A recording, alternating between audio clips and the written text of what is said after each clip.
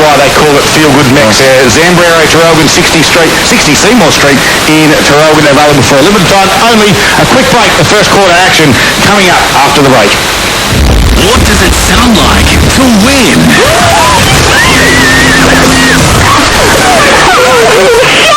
Better practice your winning scream. Soon you could win a spectacular Aussie holiday. And when you arrive home, a brand new car. Planes, trains and automobiles. Entries are now open. Just scan the QR code to win. Thanks to the station with the happiest winners. TRFM. Chicken Deluxe Burger at Macca's. Tender Aussie chicken, crunchy coating, melted cheese, tomato and aioli. It's all the best bits in one delicious place. Chicken and Macca's, together and loving it. Ba-da-ba-ba-ba. Available after 10:30 a.m. for a limited time only. This year, make it all about Mum at Harvey Norman. Music to her ears. The Sonos Roam Portable Bluetooth Smart Speaker, $299. The family-size Philips Twin Turbo Star Air Fryer, $499 plus bonus $50 cashback. Limited edition Dyson Supersonic Hairdryer with case, $599. Cashback by redemption. We've got Mother's Day gifting sorted. Now, at Harvey Norman. Planes, trains and automobiles. Shop locally, scan the QR code and stand by to win. Visit Highgrove Bathrooms for the latest in tapware, shower fittings, basins, baths or vanities, and more at everyday low prices. See Laura and the team from Highgrove Bathrooms at 302 York Street, Sale. Into here. Right across the Latrobe Valley, rentals are in high demand and buyers are screaming for houses. If it's time to sell or time to lease your property, KW Property Sales and Rental will make it happen. Get the results you deserve from the team that cares. KW Property Sales and Rental, Morwell. Shop here. Discerning diners wanting a delectable dining experience in the Beamsdale district need to drop in to see Dave, Ron and his delightful team. For a delicious brunch, lunch, dinner or dessert, dine at the Old Grain Store, Wood Street, Beamsdale. Call for the free courtesy bus. Planes, trains and automobiles. Shop locally for your chance to win. G'day, can I help you? Yes, I hope so. I'm digging a trench in our backyard, so I need one of those machines that goes cool. Oh, you need an excavator. Excavator, right, if you say so. And then to flatten out the dirt, I was thinking one of them thingamabobs. That'll be a wacky place. We know which piece of equipment you need for your project, even if you don't. We hire them too. Mini loaders, drum rollers, tipper trailers and more. See you soon. Gippsland, Wacker, Neuston and Latrobe Valley Forklifts. Visit lvforklifts.com.au. Hear that? That's the beautiful sound of the Morwell Bowling Club Bistro. The perfect atmosphere for a post-move feed or a sorrow drowning loss. Especially because Saturday is Pub and Parlour night. Choose from a selection of yummy parlour toppings. Only $20 every Saturday from 5:30pm. Includes a pot of beer, soft drink or a glass of wine. To make a booking, phone the club on 5134-3449. 52 Hazelwood Road Mall. Visit the website morwellbowls.com.au for other specials during the week. This year, make it all about Mum at Harvey Norman. Music to her ears. The Sonos Roam Portable Bluetooth Smart Speaker, $299. The family-size Philips Twin Turbo Star Air Fryer, $499 plus bonus $50 cashback. Limited edition Dyson Supersonic Hairdryer with case, $599. Cashback by redemption. We've got Mother's Day gifting sorted. Now, at Harvey Norman. When making the double chicken deluxe at Macca's, we wanted to improve on the perfect combo of tender Aussie chicken with cheese, tomato and aioli. So, we doubled it. Chicken and Macca's, together and loving it. Ba-da-ba-ba-ba. Available after 10:30 a.m. for a limited time only. This is Gippsland Live for LV Forklifts. Hire scissor lifts, booms and forklifts locally. The first quarter is about to start on TRFM.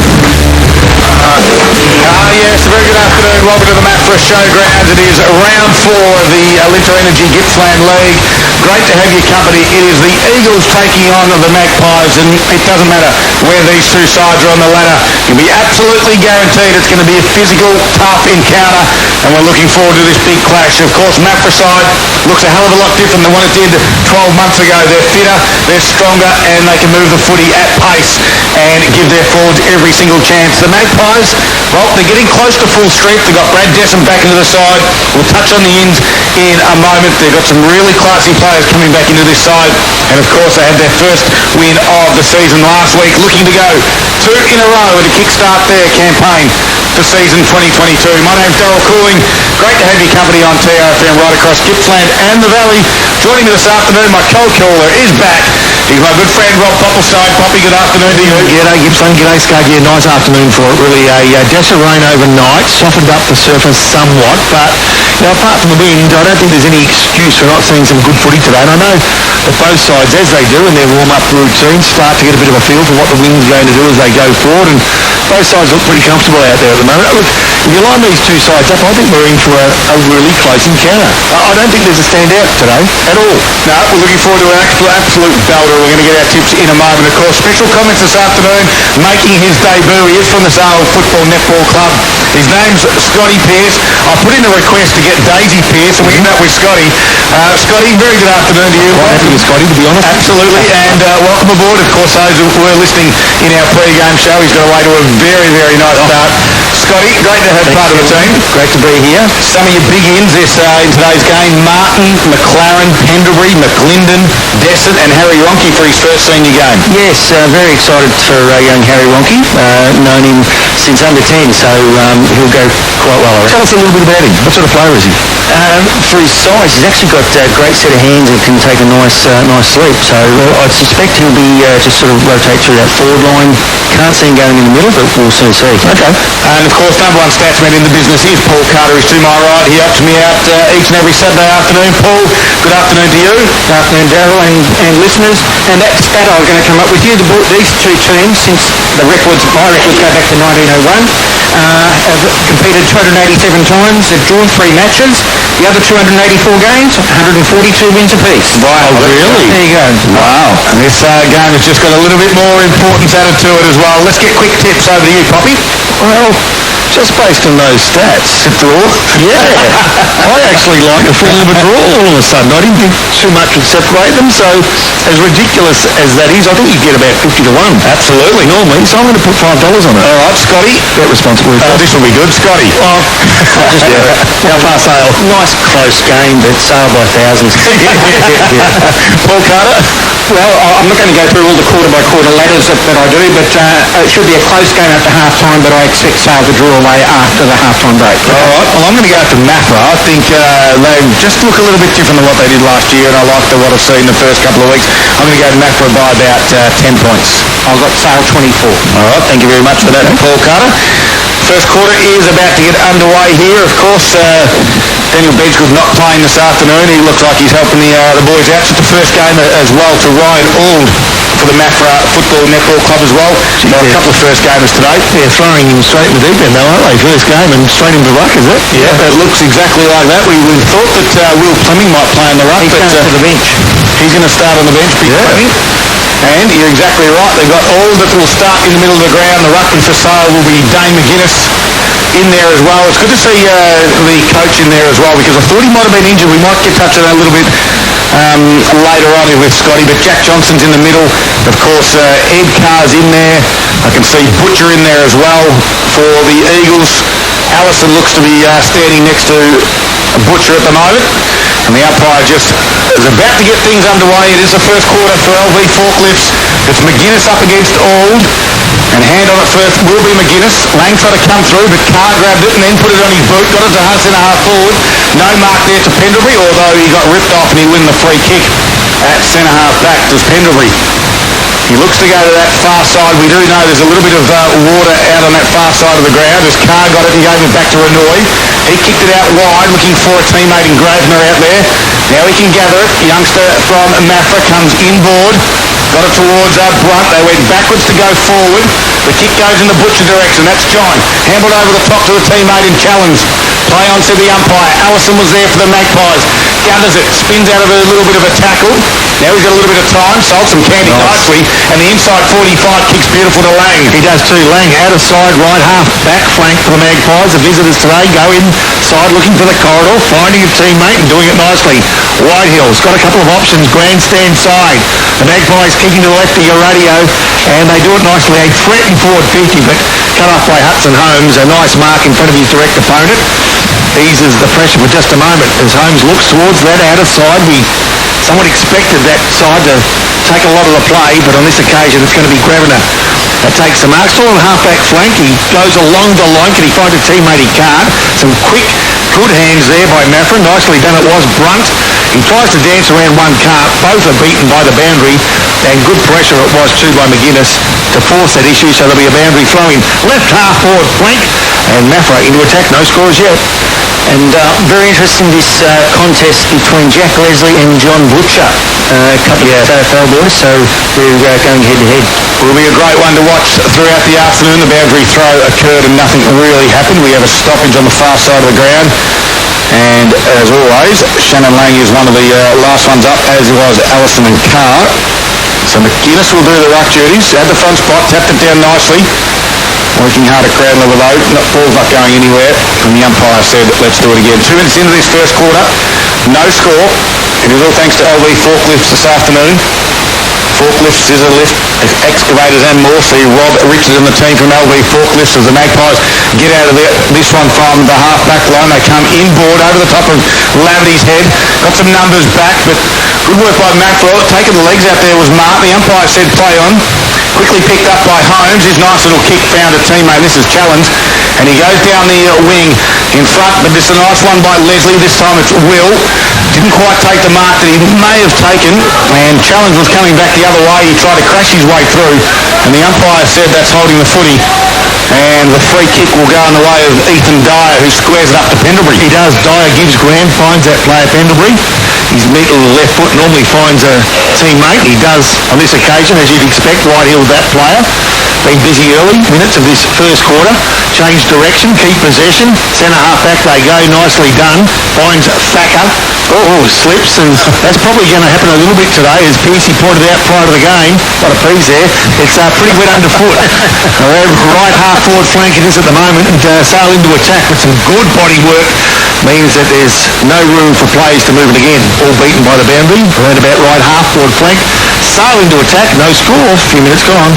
Early days, but the ball is sort of covering both sides of the ground. Yeah. Just not stuck on that far side. That far side is a little bit heavy too, isn't it? You can tell they're a little bit hesitant when they go chasing after the footballers. Carr got a squeezed hand, but that was Alex. He got it out wide. Was it Bennett out high up the ground? He's missed the target, and it was touched. I don't think Nathan Whitford had a clean grab at it. And the umpire said the second bite was over the line. A boundary throwing, still no score. We're just about to tick on the 4 minutes. And still no inside 50s. Well, there you go. 4 minutes have been played in between the arcs. And again, down at ground level, trying to squeeze out the back with Butcher. Got it backwards now. They get one. This go inside forward 50 for Paul. No. Oh, only just by about a metre. Leslie, though, said, I don't want that to happen. He belted it back out. Ed Carr was there for the Eagles. Going to ground. He got a quick handball back to James Reid. His left foot kick. Allison had to stand under it. Nearly got crunched. Quick handball by Bennett. Got into the run of Brunt, I think it was, who kicked it high towards the pocket. Butcher crashed into him. Butcher. And no free kick. Well, he went hard there, Poppy. Yeah, free kick to mine, I would have thought. Not sure that he had eyes for the ball, but provided a contest. And around the contest, I've got to say, the Eagles' hands are pretty quick. They're pretty slick, and they're causing some concerns for Sailors. They're inside their forward 50. Butcher contests the ruck, tap stand, can't find a teammate. Got 3 or 4 players from both sides. Nowhere to move. The umpire says, I'll take control. 30 metres from Maffra's goals. They're kicking to the town end of the rec reserve here in Maffra, and looking for the first score of the afternoon. Head over the football there was Johnson, gave it to Lang, is able to run and carry, give a handball to Pendlebury, drives in the middle of the ground, beautiful build-up. Good mark. Strong mark, got tunnelled by Hutz, but he was able to complete the mark, and he bounced up, all fit and healthy as well. He got it out wide. This is to Mitch Bowen, and Bowen goes short to Whitehill. He's about 80 metres out from goal. Comes inboard to Johnson, doesn't get there. And Hudson Holmes, no, on that occasion it's Challenge who picks it off. Good for solid kid is Challenge. Kicks down the line, two Sale players crash into each other and the free kick will come back towards Brunt. Go Brunt's way. The umpire indicated the other way, but he's corrected himself now. Both teams searching for the corridor. They do it nicely, and Carr, just outside 50, finds a teammate. A quick kick for goal threatens, but doesn't quite make the distance. That was Danny Butcher. At top of the square, a kick off the ground. First score of the afternoon. Nicely done by Thomas Thatcher. The Eagles are on the board, Paul Carter. And that's on the LB Forklift score. It has taken 6 minutes and 12 seconds to get that first score. One behind, 1 point to Mafra. And again, with the conditions, I'm impressed with the ball moving by both teams. It's very good at the moment. Yeah, very good. Not afraid to take it on. Scotty, how did you like that inside kick from Whitehill a couple of moments ago? Was it the one or that one? Are you happy with that? No, can't say it was. All right, just missing the target. He's on edge is Scotty Pearce here. Great to have him on board as part of the Gippsland Live commentary team this afternoon. Keeper's my voice, I'll let it go. All right, he's an absolute legend. I like him too. We've got a stoppage, half-forward flank build-up for the Eagles. Leslie took the ruck duty on that occasion. That was Jack Leslie. Got it outside the congested area. Lang's been busy early. He goes backwards. Is that McLaren or McClendon, Scotty? That was Mitchy Bound. Oh, Mitchy Bound. I didn't get either of them right. Gets it towards the wing area. Just a little bit of a slow play for the Magpies as they hold things up, put it down towards McGuinness as a target. He's got 3 to beat. They've got some numbers out the back. The crowd says go, and Jack McLaren says, okay, I'll have a bounce on the soft conditions. I'll run to 15, and I'll put it through. And there's that man, Jack McLaren, a classy player for the Magpies, opens the goals this afternoon for the Magpies. And I thought he might have just given the handball to young Harry Ricky running side by side then. Yeah, I was thinking the same thing. But, no, Jack said, I'll do it. So they found some space at the back of that play there, didn't they, Paul Carter? So a nice little piece of play. I reckon that was the first time they went inside forward 50 too. Yeah, correct there. Probably first inside 50 at the 7-minute mark of the first quarter. Sale leading by 5 points. 1 goal straight, 6 Mafra, 117, and that's on the LV Forklift scoreboard. Okay, plumbing into the ruck from Afra. He'll contest this one against the big guy from Sale in McGuinness. McGuinness, the Fleming. Well, I reckon McGuinness got the tap down, can't find a teammate, or can he? McLaren, the last goal scorer, got hands on it. He had hands on him, couldn't get the ball out. Umpire takes control again, just a metre to the right, favouring Mafra. 1 goal to 1 point. Nearly 10 minutes gone, just over 8 minutes at least. The Magpies have possession. Here they go again. Got a threat in forward 50. Is that Freeman they've found? Reckon it could be. Led out nicely. On the arc, plays on quickly. Kick looking off the boot. Cut off nicely behind play. Free kick. And I tell you what, he wasn't too happy with that. And I think of James Hutz, who gave one to the midriff. And the player on the end of it was Jack Johnson. Guess what? I wonder why. I reckon Jack may have played a bit of footy here a while ago. A bit of friendly banter. It was, yeah. And Jack says thanks very much and then gives a high five to James Hutz. James says, no thank you, nice piece of play. A bit unlucky because the intercept by Mafra there was quite courageous. I'm not sure who that was, Paul, but it's just unlucky he didn't hold that mark and, Sale scored that goal. And that takes Sale to a 11-point lead at the 9-minute mark of the first quarter. 2 inside 50s for 2 goals. 2 straight 12. Mafra 1 behind 1 point. LV Forklift scoreboard. I reckon the wind might be favouring left to radio to the end that which Sale are kicking to at the moment, just seeing the way the ball's holding up at times. The ball back in the centre. McGuinness gets the tap. Good quick hands by Lang. Can he find a teammate? Good taken out of it was Whitehill. Front on, hit hard from Carr, and it was a car crash for sure. And Whitehill got up though, nicely worked, no damage to either vehicle, and the umpire will ball this one up. Well, big moments brought to you by Morwell Bowling Club. Don't forget the pot and palmer night tonight as the Magpies go forward through Martin, drives it in towards Desson, just got a hand on it, did the Mafra defender. They flicked the handball out, good work this time. It was by Renoi, but he was wrapped up in a Desson tackle. The umpire said we'll ball it up. Top of the 50, the Magpies are on song this afternoon, boys. Yeah, a lot of urgency around that forward 50. The forwards of Sale are really providing some pressure. Blood rule, yeah, play to come off for Sale, so Cooper Whitehill it is. Yeah, and that contest, I'd say. Yep.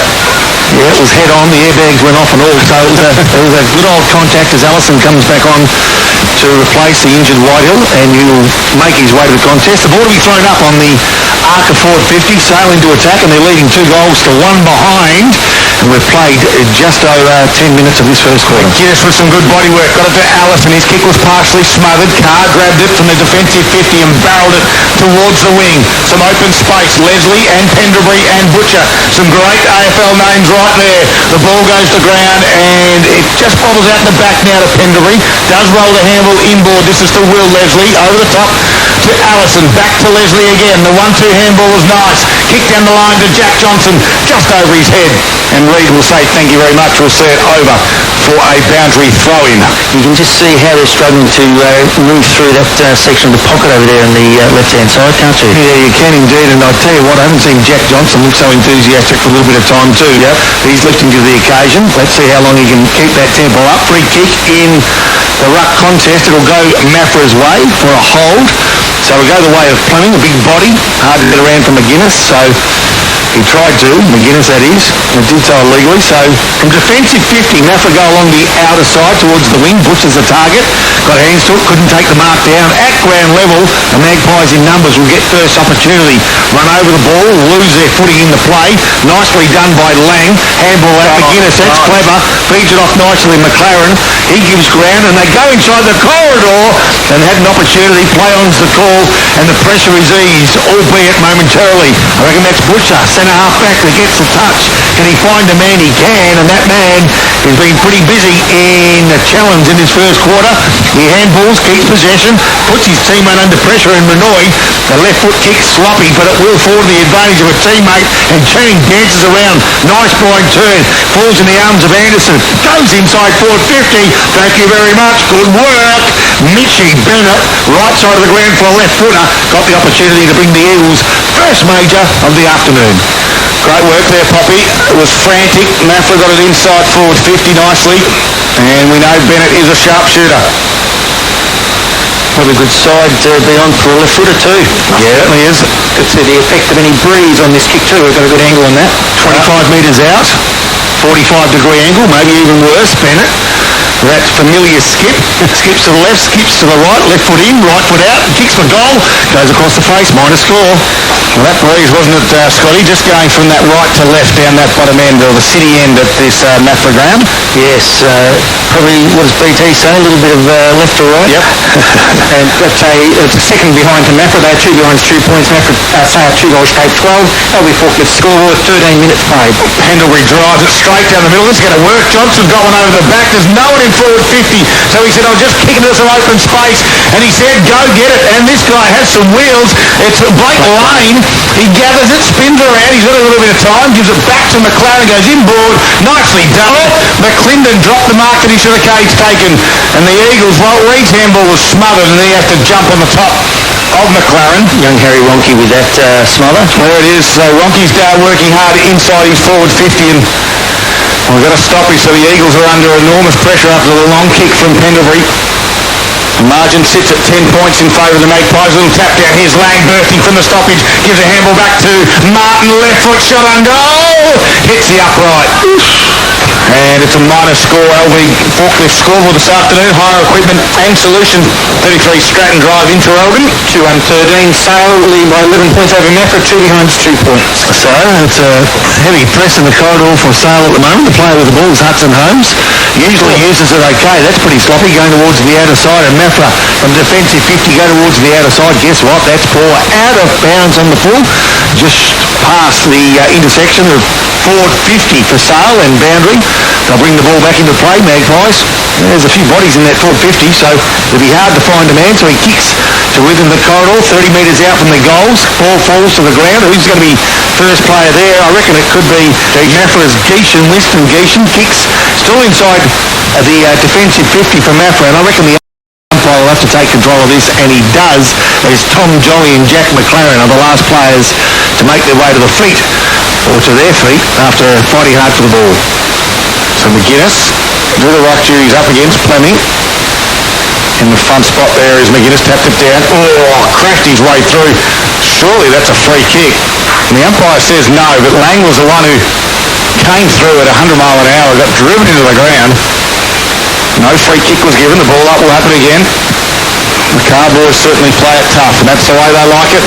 And that's the way we like it as well. 15 minutes gone, 11 points is the margin.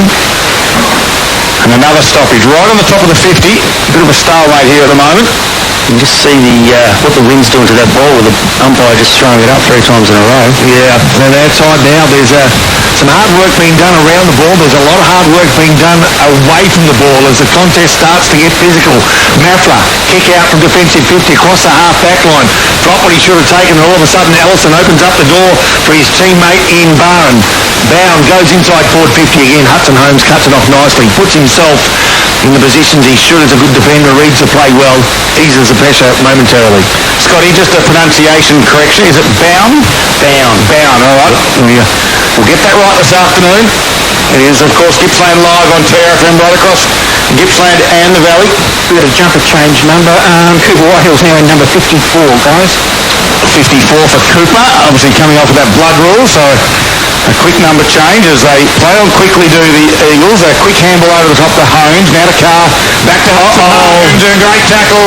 Jack McLaren wrapped him up, holding the footy, the umpire said, and sails stream forward again. Lang's got a little bit of space if he wants to come lateral, but he decides to go inside forward 50, sliding down, nicely done, and that is Ronke.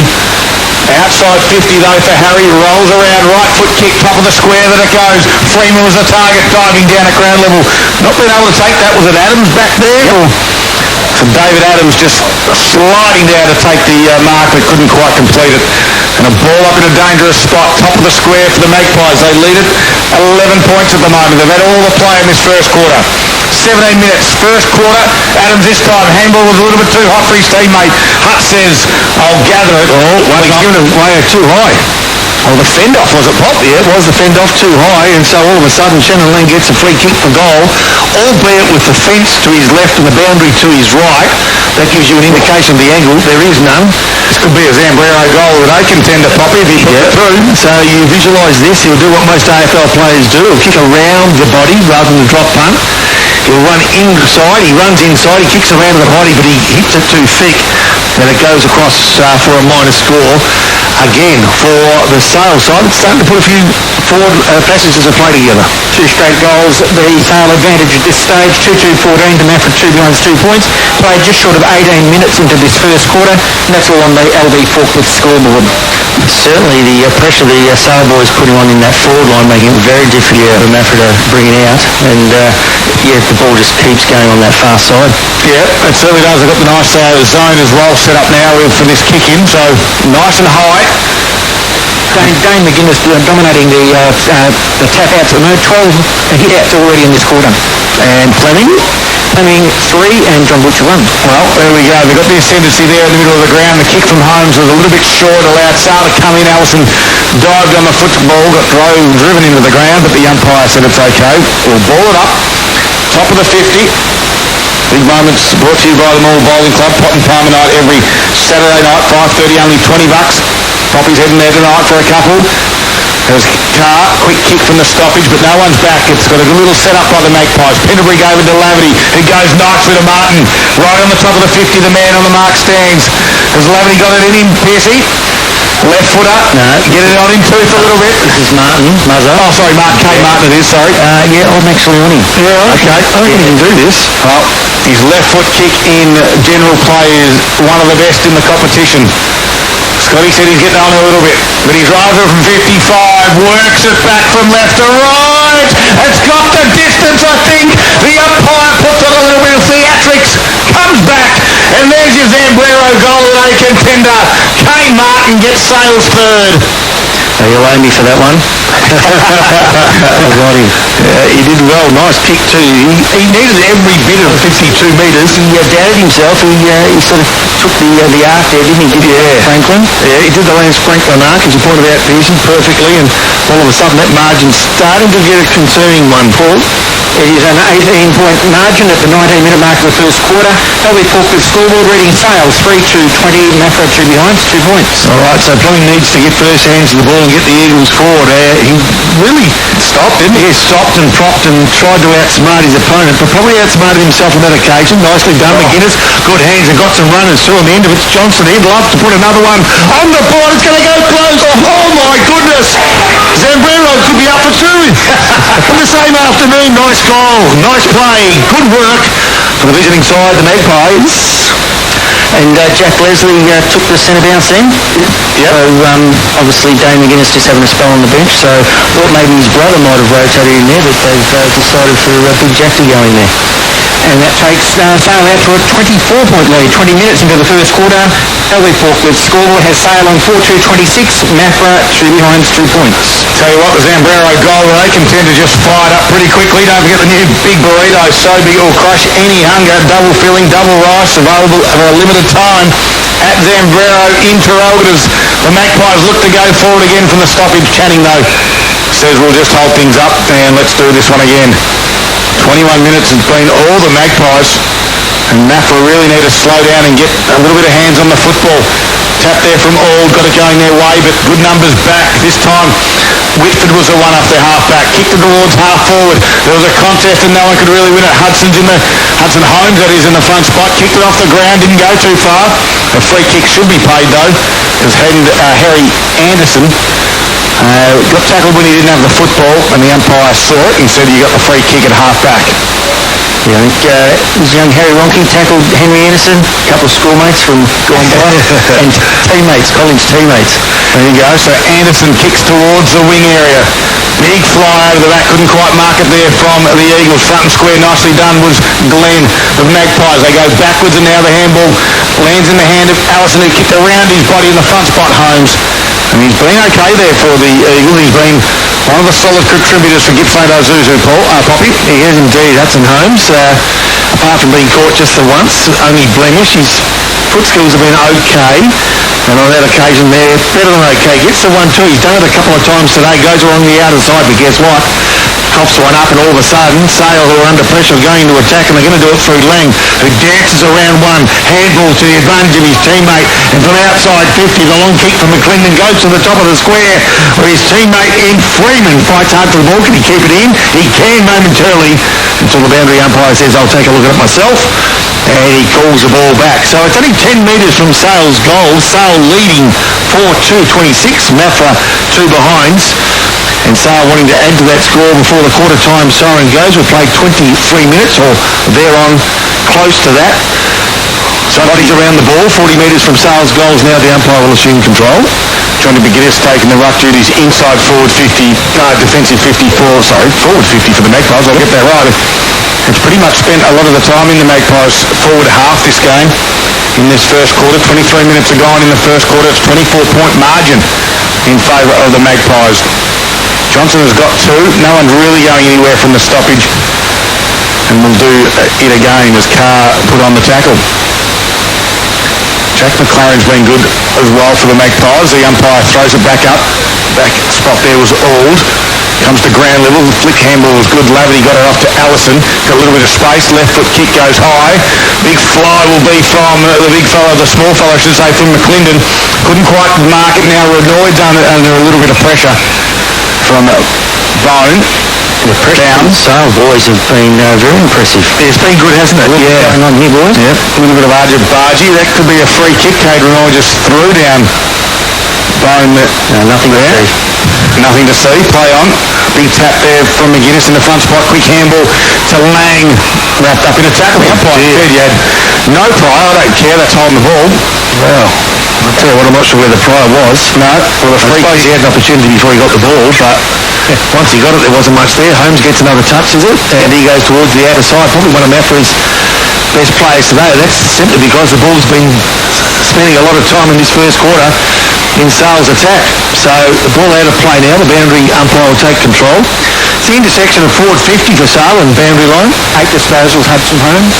8 disposals, so a nice little start for him. Probably one of the leading possession getters in this game, early minutes so, holding the ball, Sale, free kick, Allison will get in the end of it, a kick around the body, top of the square, got the numbers they have, and guess what, Holmes, I thought, playing was the call, nicely done by Hutz to keep the ball in, and his opponent, lucky there for young, absolutely, yeah, I thought he had enough of it.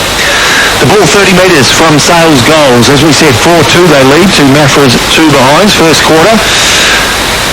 Gippsland to throw footy at its best. Ling gives it up quickly. Huts tried to take advantage of it. Can't. Nice series of handballs, and on the end of it was going to be Glenn, who kicks around the body. Ground level. Who's going to be first player there? Well, I'll tell you what, there were so many plays, no one can get a clean possession. And until Freeman had a quick slot, he couldn't hit the mark though. And now, Mafra, courtesy of a quick kick forward, will have the numbers around the ball to ease the pressure, but it's only going to be momentarily. Yeah, Johnson was the one who goes to ground though, and Maffra jump on him, and he's waiting the umpire. He's waiting. He will. You can tell by that body language. Yeah, holding the footy every day of the week, they reckon. And the free kick will go back to Jack Challenge. Challenge it. Oh, strong young boy is Jack, and he kicks it down the line. We're just going to drop short though. Sale got some good numbers. Quick handball there was from Dyer to the run of looked to be Lane. Top of the far forward flank area that it goes. Tried to kick off the ground there was Martin. Nice attack on the football was McLaren. Beelined it, but then just coughed it up. Butcher gave it off to Renoy. They are out on the poor kick though. Turned it over, and Pendlebury will take the mark unopposed. Half-back flank. Yeah, there's the reason why you need to be proficient on both sides of your body. The kick was poor as they went forward. Now Sale under pressure, courtesy of not being able to get around that tackle. All of a sudden the intensity has lifted. Good tackle it was by Alex Carr. Stoppage right in the middle of the ground. 26 and a half minutes have gone in this first quarter. Margin sits at 24 points. It's been all Magpies. 4-2-26 the Magpies. Mafra 2 behind. As McGuinness tapped it backwards, Mafra picked it off and kicked it towards half forward. Coming out there was Jolly, couldn't mark it on Pendlebury. Gave a handball, a nice run. This time it's to Anderson. His kick though, no good. Leslie was there, got it over the top to the running defender. They put it out into open space where Lang has it, is on that far side of the ground. It's heavy. He gave a handball into Johnny McGuinness. Back to Lang. Nicely done. And it gets towards McClendon. He twists and turns. He wants the right foot. Does he find a target inside forward 50? No. Reid will come the other way and gather it and get it off over the top to Renoy. So Renoy now from just sort of left half-back flank along the line, can't find a teammate, although the slosh on the other side provides another opportunity. Renoy will get another chance. Kick around the body. Well, it wasn't great, but it found the arms of Anderson, who was beaten to the ball by the boundary. So a boundary throw in out of side of the ground, basically centre wing, with the home side trailing by 4 straight goals. It's 4-2. Sale to Mafra 2-point home. It certainly has lifted though. It's good to see. There's just the intensity's gone up around that contest, and Mafra are just trying to fight out the rest of this quarter. Certainly well late into this first quarter for LV Forklifts. Margin is at 24 points, as we just said.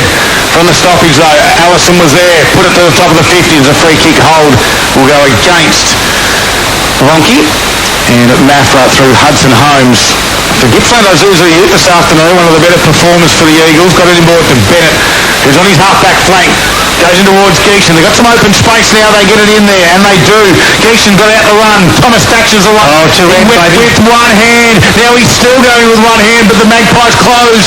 Jolly tries to come and help him. So does Bright go the other way. They try a big don't argue tackle on Leslie, and Leslie's having nothing to do with it. He'll say, I'm yours, and the umpire say, well, the ball's mine. We'll ball it up top of the 50. Good stoppage for the Magpies. I think Anthony Robbins would be happy if the Mafra boys could just be a little bit cleaner. They'd have a couple more scoring shots, I reckon. Yeah, I'd reckon so too. Allison gets one quickly away under pressure. It's inside forward 50. With quarter time closing in quickly, the Eagles desperate for a major score just to close that gap. On the end of it's going to be Thomas Thatcher around the body. Has he done it? Yes, sir, he has. They're on the board, I think. Yes, indeed.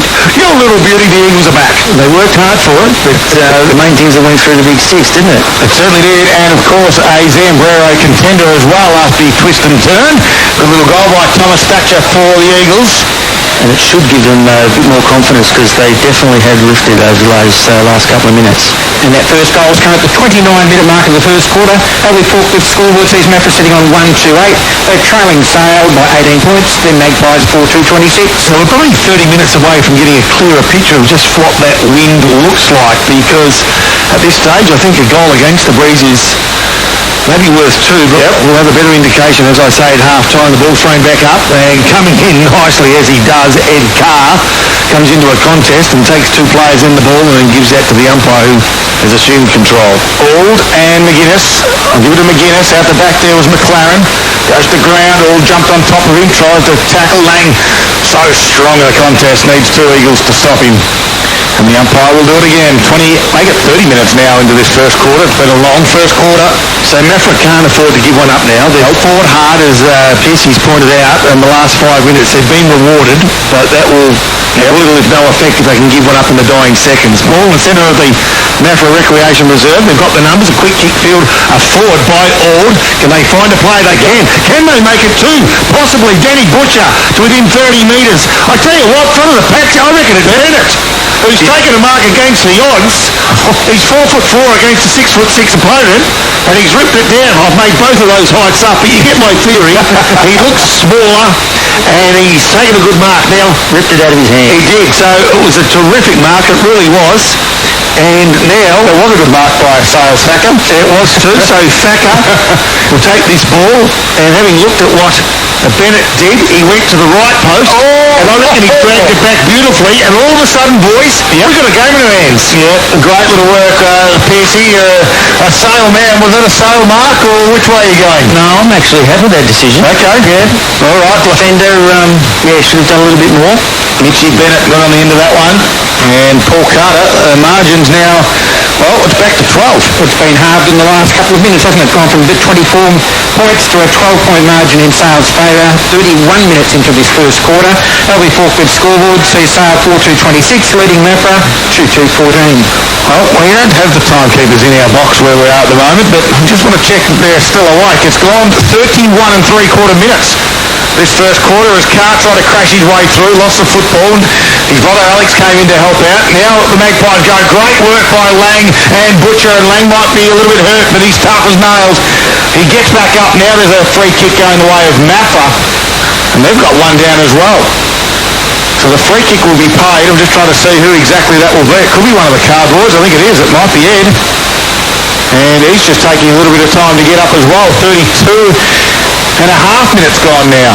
A little bit of damage to the bumper bar, but he'll be okay. All right. He's tough as they come. He's fine. Yep. We've got the ding out. He's ready to go. Half-back flank. Ed Carr. His ninth disposal for the quarter as well. He's been good. Him and Holmes have been standouts for the Eagles. Probably kept them within touch. He goes towards the outer side. Looks like Sale have got the opportunity for McGuinness to grab the mark. They couldn't. Fight hard around the boundary line, just short of left half forward for the Eagles, kicking to the right of your radio, the scoreboard end, the town end. And remembering the score is just two straight goals, the difference. Mafra 2-2, Sale 4-2, and 33 minutes have gone. Are we seriously going 33 minutes in this first quarter? I'm not sure. Outside the blood rule and half a dozen goals, so I don't know where the time's gone, but I think if we get to 8:15 tonight, I reckon it could be a problem. As I said, Dane McGuinness has had 18 hit assets. It's a lot of stoppages. Okay. Well, we trust you, Paul. We've got another stoppage on the far side of the ground in that heavy conditions. We've got a bit of rain overnight here at Mafra. And this game, though, is reasonably pretty good skill to start the first quarter off for all LV Forklifts, who have just ticked over 33.5 minutes, if you don't mind. And Lang might get on the end of this, spins around nicely, and there goes the siren. It went 33 minutes and 33 seconds the first quarter. An entertaining one. Sale lead it, though, 4-2-26. Leading Mafra.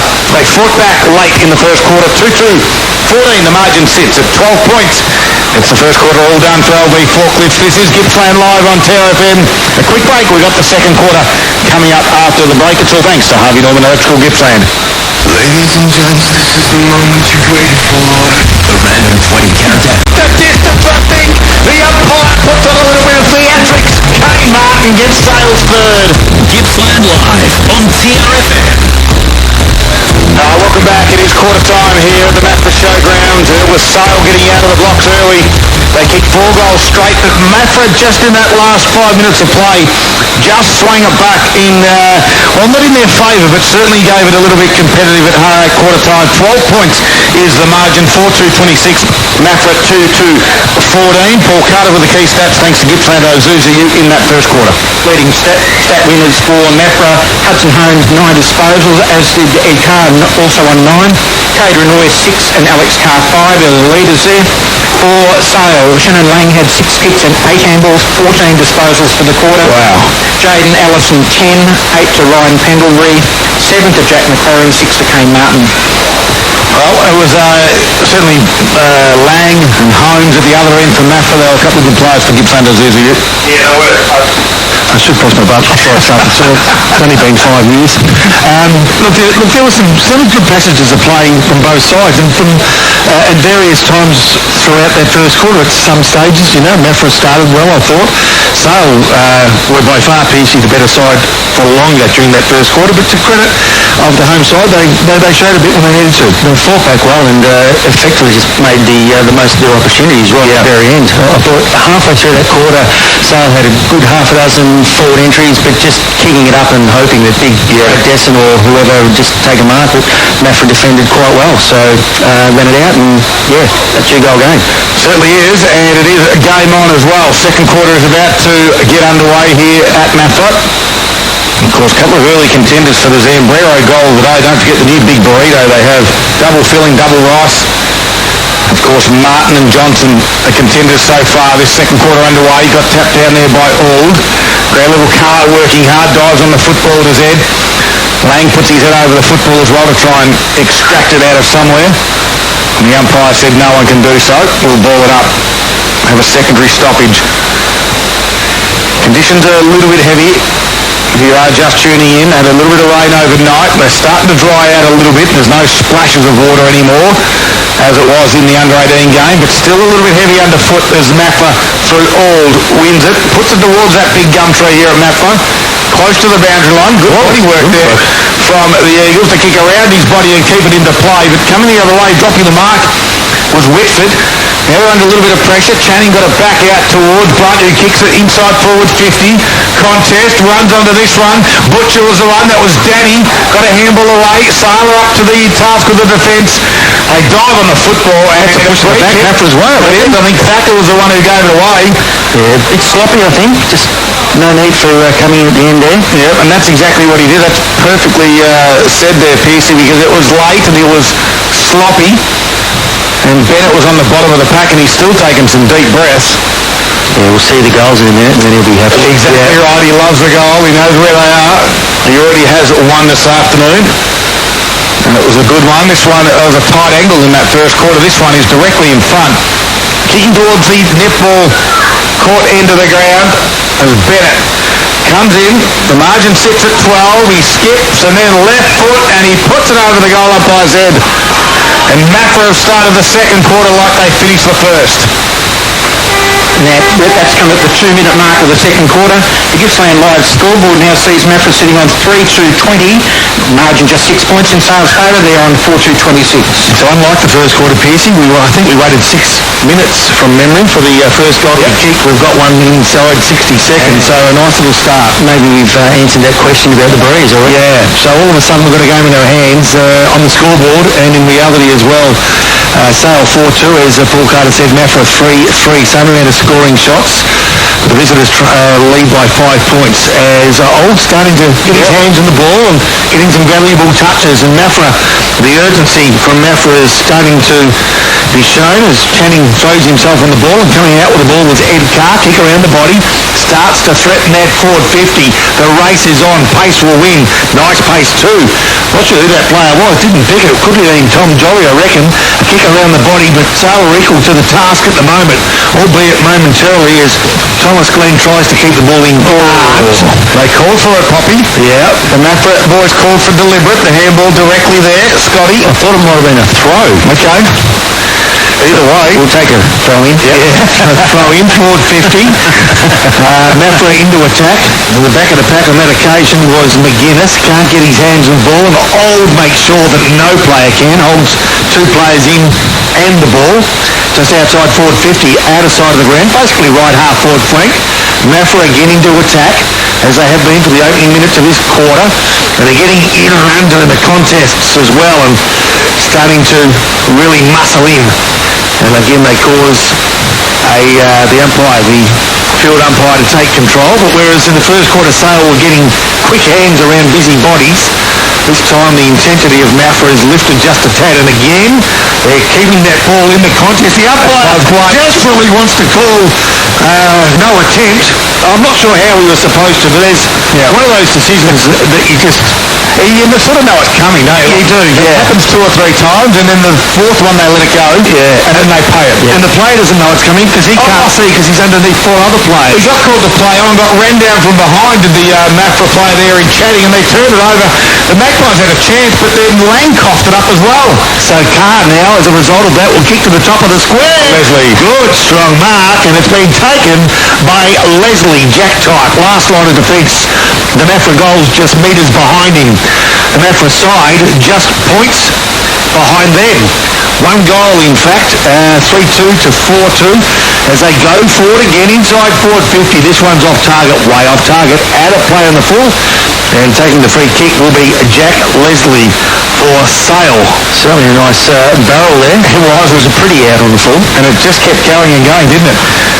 And I think it might have been touched, so they're going to... Oh, okay. A boundary throw-in, so the boundary umpire definitely put his hands out on the full. Must have been the field umpire that just said it was touched. So we've got a boundary throw-in now inside the forward 50 of the Magpie for the Mafra Eagles. Quick kick there by Carr. That was Alex. Didn't go too far. Butcher was working out at crowd level. Spinning around in the stoppage there was Jolly.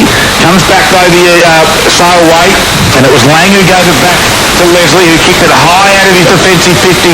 Gives him a chance to reset, and a big, strong dumping tackle. And they don't like the sling tackle. They thought it might have been a little bit on. I thought it was fair by Jack McClendon. And then the Mafra boys didn't like it. The umpire's just going to quickly ball this one up. There's a bit of a scuffle happening. Not many around it. No ruckman was there. So they had to let it bounce first as the 2 ruckmen were fighting. And again, the umpire said, let's do this one again. Now the ruckmen are ready. And Auld and McGuinness will do the ruck duties, Poppy. Well, they will. It's around about centre-half forward.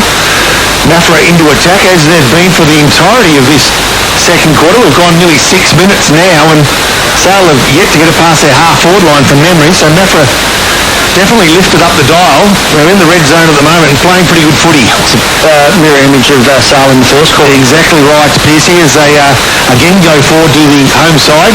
A quick kick forward. It's pretty sloppy, but under pressure. Renoy did the best he could towards the right half-forward flank, and it's out of play on the full this time. And the free kick will go Sale's way, just short of left half-back flank, and Whitford will take the kick, Nathan Whitford, and try to get Sale inside the danger zone for themselves, but at this stage you're just finding it hard to find a way through. Oh, lucky.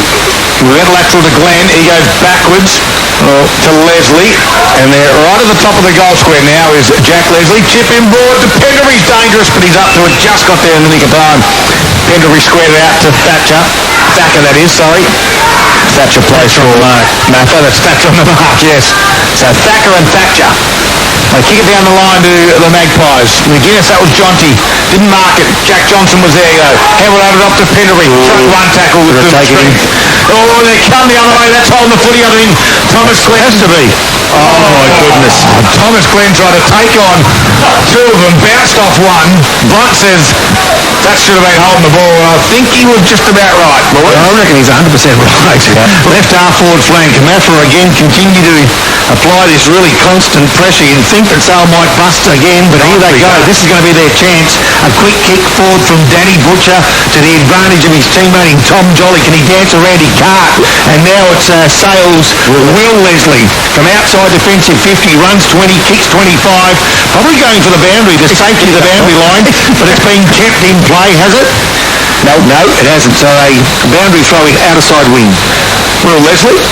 Yeah, he got his own footy. I was just going to say, yes, he's certainly very quick on the foot. Margin sits at 6 points. Mafra have got the first in this second quarter. We've got a boundary throw-in on the far wing at the showgrounds here in Mafra. Always a great game, Battle of the Birds. Comes to ground level, trying to squeeze a handball out there with Alex Carr. Couldn't do so, and the umpire was said, let's do this one again.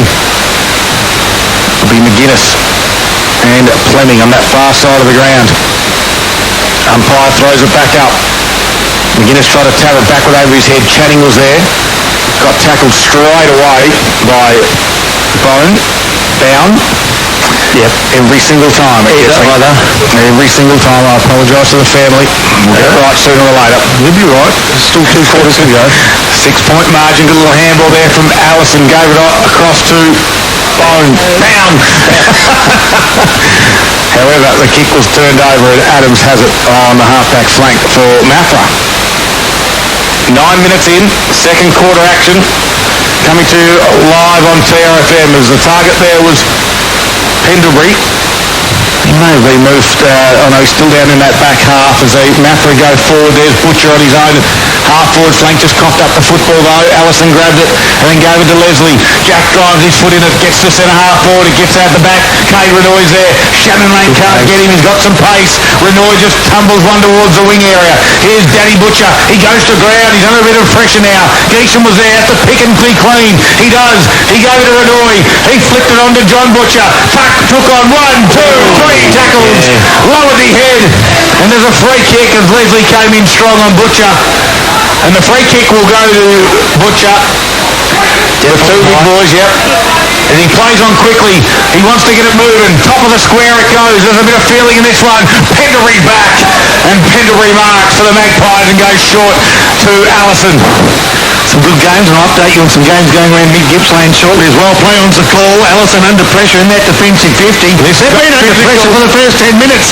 They dance around a couple. They try to handball their way out of trouble, and they've weaved through beautifully. Allison on that left foot threatens the half-forward flank. The ball stops dead as James Reid comes out. Now we've got the contest at centre-half forward through for Sale.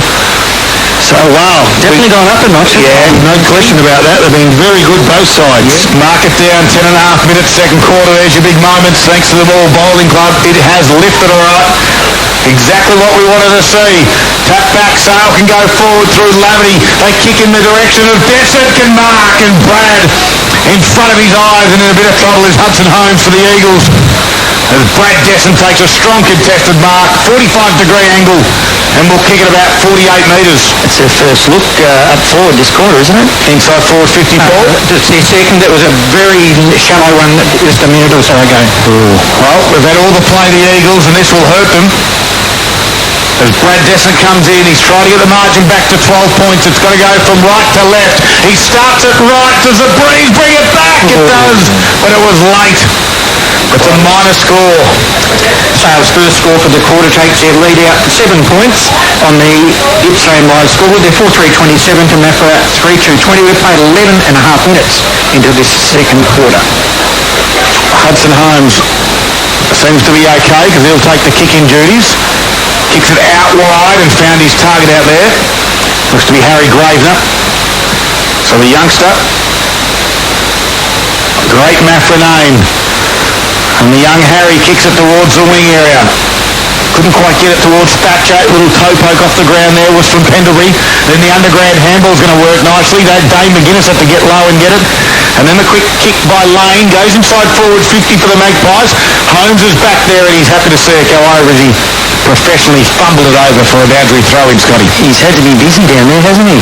He's been good too, hasn't he? Definitely. A couple of scores around the grounds. Mid-Gippsland, Morwell East 4-3, Thorpedale 4-2, Yanar 7 goals 5, Mubu North 1 goal 2. Wow.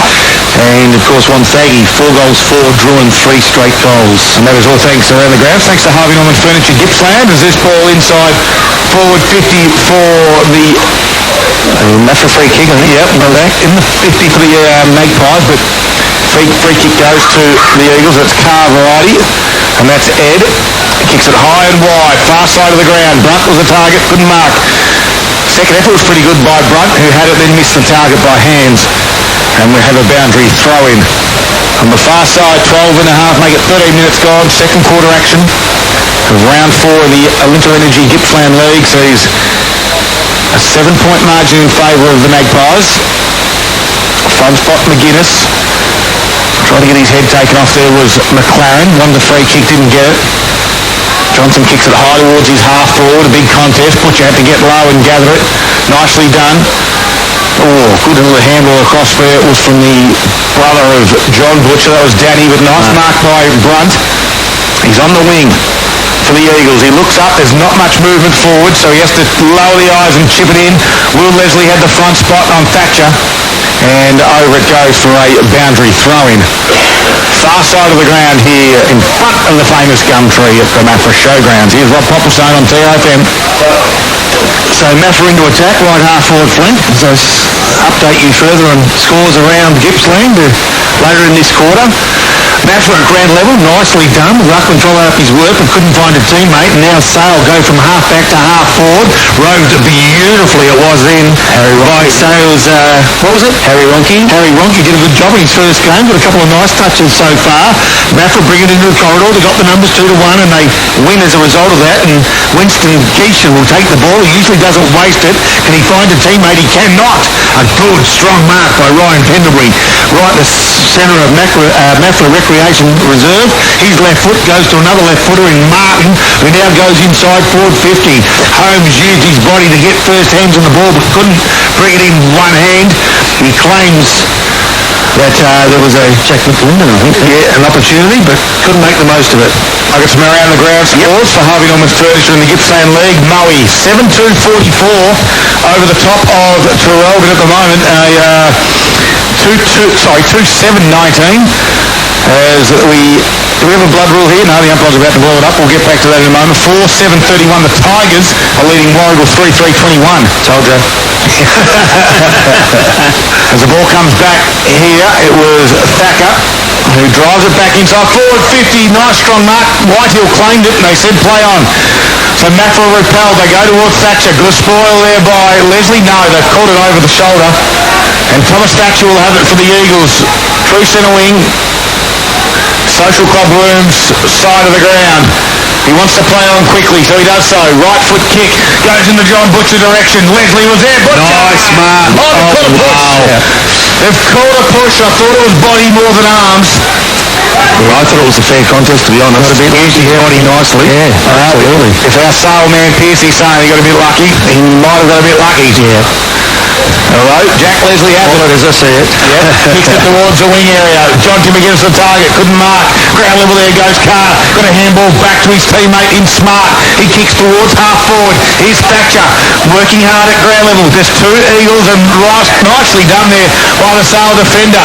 That was Dyer. Although the Eagles have some numbers. Get it? Got it towards Renoy. He turns around, looks up. He goes short, and he finds a teammate in Bright who quickly plays on, wants the left foot, puts it on its way, and the wind will take it across from left to right and go through for a minor score. 16 and a half minutes in the second quarter. Good little passage of play there from Mafra. Some good teamwork to build up for a shot on goal. So I've got all 36 players in one half of the ground at the moment. So that wind's sort of pressing down the play and the players to one end of the ground. That end of the ground is favouring Mafra in this second quarter. At the moment, Sale 4-3, Mafra 3-3 as Paul Carter just let you know. That ball held up unbelievably in the wind, and Brunt taking the mark and playing on quickly as Brunt gives it off to his teammate Jolly. Tom Jolly's kick for goal was pretty poor in the end. He had more time than what he realised, and it goes to the right of the goals and out of play in the full. The free kick will go Sale's way. It'll go the way of Jack Leslie. That woman's playing some tricks on that footy, isn't it? Yeah, it is. Yeah, it really is. That last kick, I thought too from, who was the last kick for goal? Went across the face of goal.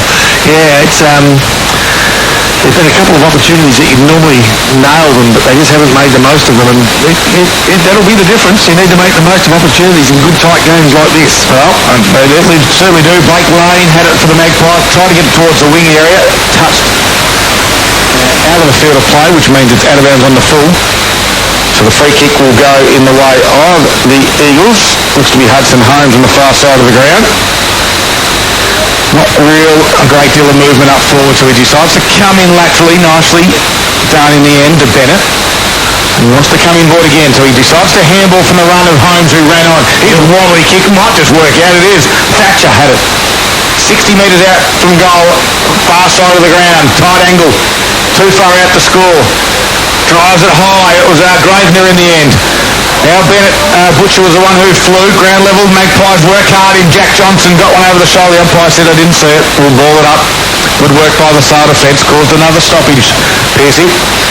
Yes, it's certainly a tight one down there. The big men are flying, but just can't get the nice clean grabs. You reckon the dam wall might break soon? The pressure's been pretty constant for a lot of this quarter, even more so than in the first quarter. And here's the chance. Mafra, standing start, kick for goal! Just offline it was from Denny Butcher. And it's another minus score, Paul Carter. 3-4-22 Mafra and Sailor sitting at 4-3-27. Gippsland live score. We're coming up to the 19-minute mark of the second quarter. And this is exactly what happened in the first quarter, although the Magpies took advantage of their inside forward 50s, and now Mafra haven't, so it could be telling as Pendlebury rolled out a fullback, kicked it high towards Johnny McGuinness. Ground level there was Reid. McGuinness wrapped him up in a tackle, and the umpire will ball it up 70 metres around now from Mafra's goal.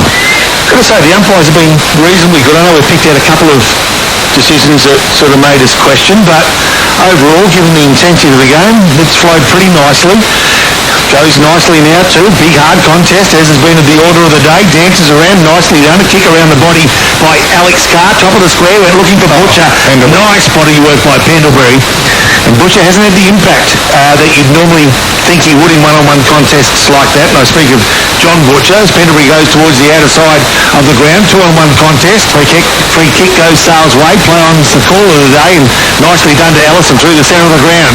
Allison looks right. He looks left. He decides to go right because he's got a teammate with a bit of room to move, and he looked for Lang but couldn't find that player, and now it's going to be Geishan, Winston, who plays on quickly, and here they go short, but they keep possession, and nicely done by Ben Brunt, who takes it just below the knees but on the full, so he'll take a mark in front of our TRFM commentary position. He goes short again, risky move. 3 or 4 possessions have gained only 30 metres as Anderson plays on. The left footer will kick to within 20 metres goals. Butcher needs to do something right here. He provides a contest. Nice spot it was indeed. Thomas Thatcher, whose kick around the body deserved more for his beautiful positioning at the base of the pack, but it's offline a boundary throw-in. Yeah, no, great spot there by young Tommy Thatcher. A little bit unlucky, he didn't get the curl on the ball. That's been the trend of the second quarter for the Eagles. They've had all the inside forward 50, but nothing to show for it. They might get something here from the stoppage, but no, the Magpies are up to it, working hard again at ground level, trying to squeeze it out there with Bennett. Sales have got lots of numbers around this. They want to clog things up and reset. And got away with one there, I reckon, the Magpies. There was a couple of Mafra boys running to the goal square with some open space, but the ball just didn't bounce for them. 21 minutes gone. Leslie is given away a free kick to Butcher. Right contest. Yep, over the shoulder it was, and John Butcher will go back. Inside 50s, Paul Carter for Gippsland Isuzu Youth. I can tell you the last 6 have gone to Mafra and the previous 6 went to Sale. It is 14-7 Mafra's way. All right, so Butcher will kick around the body. He's only, well, he's 15 metres out. It's going to be a left foot snap. Around the body he'll go. No, he went with a right foot banana, and he put it through. He fooled us all, but this is Aguero goal of the day contender from Johnny Butcher. That's the trend these days, isn't it? Oh, I'm not so sure about the right foot banana though. Yeah. Normally it's the left. It's like he was told, can you make this look as difficult as you can possibly do and still goal? But it was a nice finish, Paul. It certainly was, and it's gained Mafra the lead. They lead by 1 point at the 22-minute mark of the second quarter, and if you do remember, there was a 24-point lead to Sale during the first, so that's a big turnaround there. Yeah, it's been a good comeback. They've certainly fought hard and earned every scoring opportunity. Yeah, outside of leading, I think in the first 6 minutes, I think they got the first behind Mafra, didn't they? But they've trailed for the remainder of the day. We're deep into the second quarter, 22 minutes gone, half-time starting to press on. Sale get a quick tap. This is a chance. Lang usually makes the most of it. From 55, kicks to the top of the square. They seem to have the numbers in the right spot, and they do indeed. And the bloke Brad Descent is the perfect player to have this right in front of goals. So in fact, it's Freeman. Good work by Jared Freeman. So Jared Freeman, well done. Well, he'd be the second pick. Yeah, that's right, Freeman. Good work. Jared Freeman's can answer quickly and wrestle back that lead with accurate kick, smack bang in front. And guess what? He does just that. And the Magpies, the visitors, lead by 5 points. Good build-up, Piercy. Thank you very much. It went over the back a little bit there, that extra kick from Lang, and just, set up nicely for Jared to take a mark over the back. So that change of lead lasted exactly 1 minute. It's back to a 5-point lead in Sale's favour on the Gippsland Live scoreboard. We've played 23 minutes into the second quarter, and Sale is sitting on 5-3-33, leading Mafra 4-4-28. It was a great tap from Jack, right from the middle. Yeah, it was. And a bit of space. It allowed Lang to run onto it just in that open space as well. And when Lang has got that space, I tell you what, He's usually a good deliverer of the football, is Shannon Lang. All starts from this stoppage again. Auld will do the ruck duties. Jack Leslie's gone in there on this occasion. Auld, though, got his handle on it. Tapped it Maffra's way. Kick off the ground there by Alex Carr. There's some open space. Here's Bone. Bound. Close to the boundary line he goes again. Maffra, though, has got some numbers. Ground level there with Butcher trying to handball underground. It was Carr in the end, and he's called it off the knee.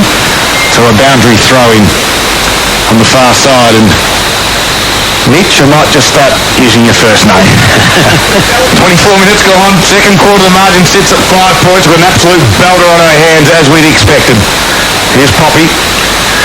Other side of the ground. Good contest. Good contest all afternoon. I know the scores has sort of busted out to 4 goals at one stage, but it never looked like at this stage that any team has really had control of this match. There's been a real arm wrestle. Gone one way, then the other. As Lang tries to come through, tries to play for the free kick. The umpire says play on, and rightfully so. Maffra for numbers. Kick around towards centre half forward. Goes the way of Maffra again. A kick off the ground will now start to threaten forward 50. Thomas Thatcher kicks it forward, but nicely done by Whitford. Can his handball find a teammate? It can't, and all of a sudden Maffra through. Butcher's got the set.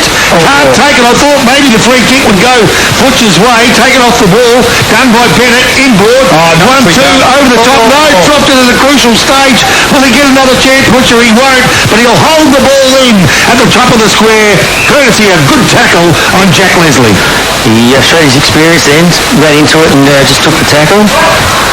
Good play. Yeah, good passage. Great passage of play. Magpies up to the task. Jack Leslie got a hand on it. Cleared the area. Danny Butcher, though, has it tackled by Lang. Quickly going to Bennett. Snap around his body. It's a lovely one. Now Jack Leslie's there. And for the Magpies, in the last line of defence, slows things up at 25 and a half minutes. Goes short to Pendlebury on the near side. And Pendlebury just strolls away. Touches it down on the ground. Left foot kick towards the wing. Brad Desson's the target. Had to skip around the defender. Couldn't get a head. Good tackle. Good tackle. Jack McClendon was front and square, and then it got tackled by Alex Carr. Causes a stoppage 60 metres home away from Maffra's goal. 5 points.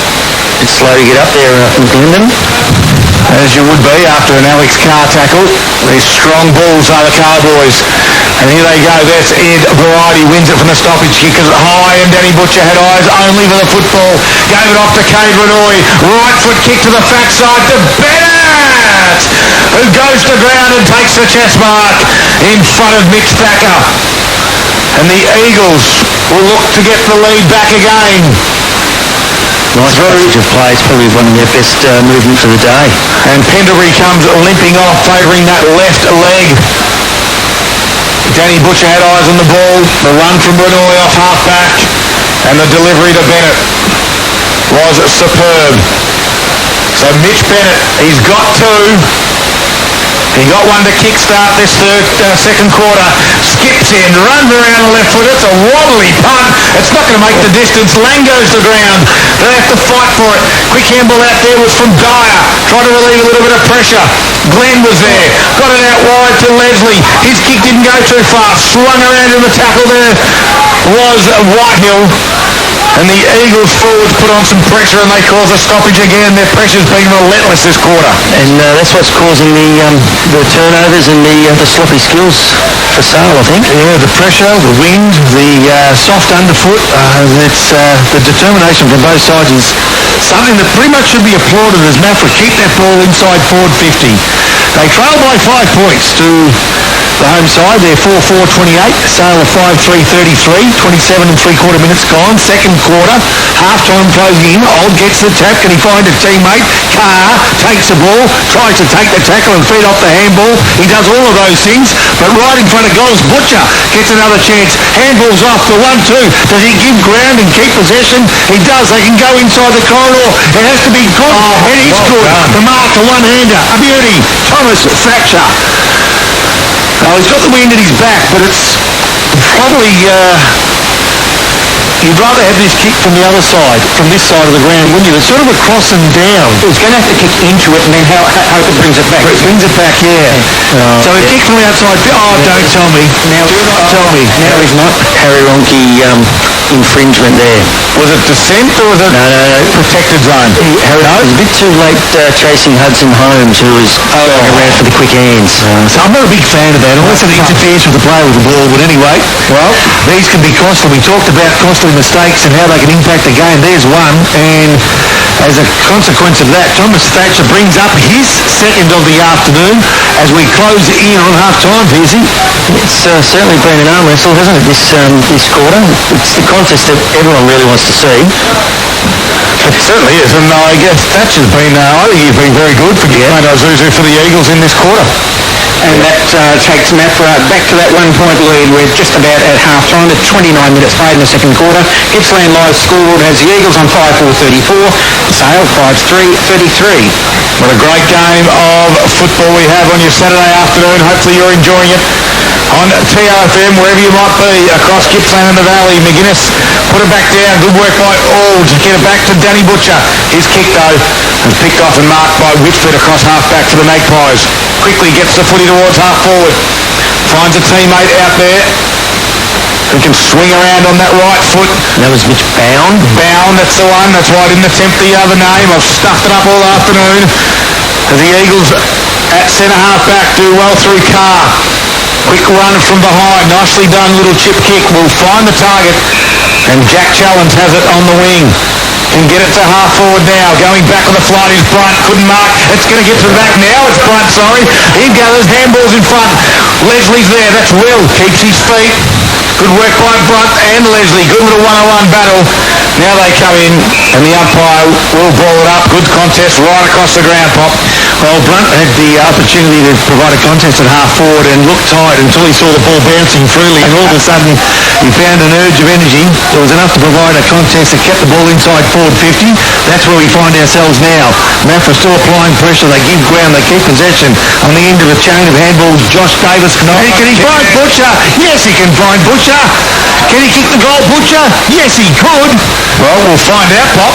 So Mafra 5-4, Sale 5-3. Butcher's going to kick this one around the body as well. Now foot. Check side again. He's on the right side for a right footer. He is a right footer. He is a right footer, so he's on the right side. But we don't know which foot he'll kick with. He'll kick with his right. He's going to kick like they do in the AFL these days. Or will he? Yes, he will. Around the body. Oh, geez, I'll tell you what, it's an awkward kick. But it's beautifully finished. Nicely done. And all of a sudden, Big John Butcher, who we hadn't seen much of for 55 minutes, has kicked 2 goals in the last 5 minutes. I reckon he'd like a few more deliveries like that. It was a beautiful lace-out pass from Josh Davis, and nothing that Jack Leslie could do about that one. And it's a 7-point lead to Mafra on the Gippsland Live scoreboard. 31 minutes played in the second quarter after 33 in the first. It's Mafra 6-4-40, Sale 5-3-33. So Sale kicked 4 goals, 2 in the first quarter, and Mafra have now kicked 4 goals, 2 in the second quarter. Mafra kicked 2 goals, 2 in the first quarter, 4 goals, 2. Sale 4 goals, 2. They've managed 1 goal, 1. So hence the lead has gone or swung the way of Mafra. Nicely done by Butcher as the ball was back in the centre of the ground, Scud. Yeah, Fleming tried to get a hand on it And didn't clear the area with a free kick. And that will be for leg, which will go to Johnson, who quickly ran around the guy on the mark, played on. And now he's getting himself in a little bit of trouble. He's going to handle out to Laverty. He puts one in from 55. It's going to the last line of the defence. Good spoil by Reid. Comes to ground level. Hutz is working overtime as well. Handles to a dangerous spot.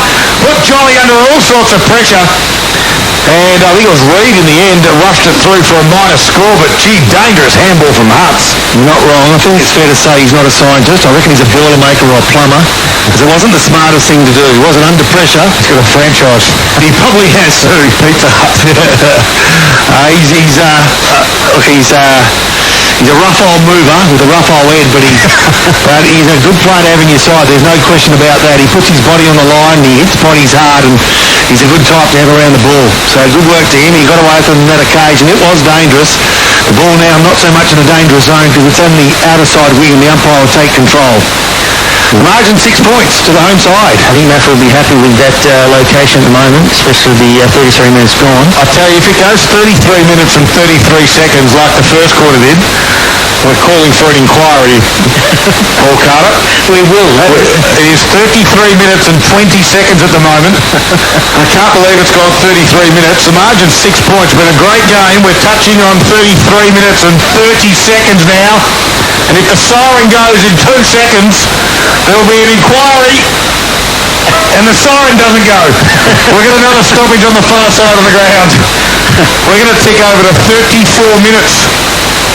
I know it's a long afternoon, but hit the siren as Martin kicked around his body to the top of the 50.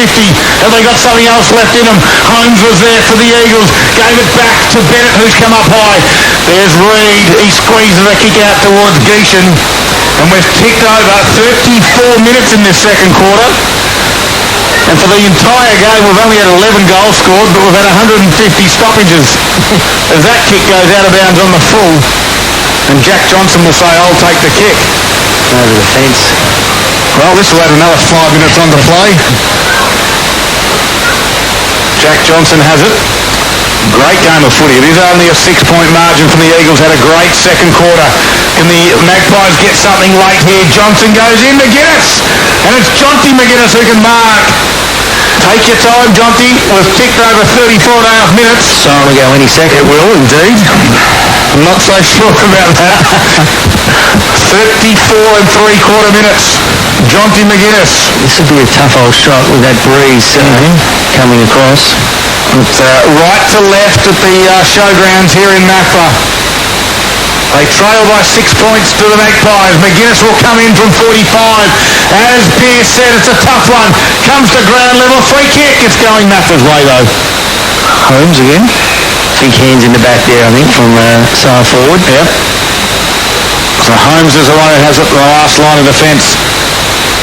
Dare I say, 35-minute quarter. As Holmes plays on to the far side again. Gains some territory and found. The teammate out there looks to be... Is it Gravner? It is Gravner.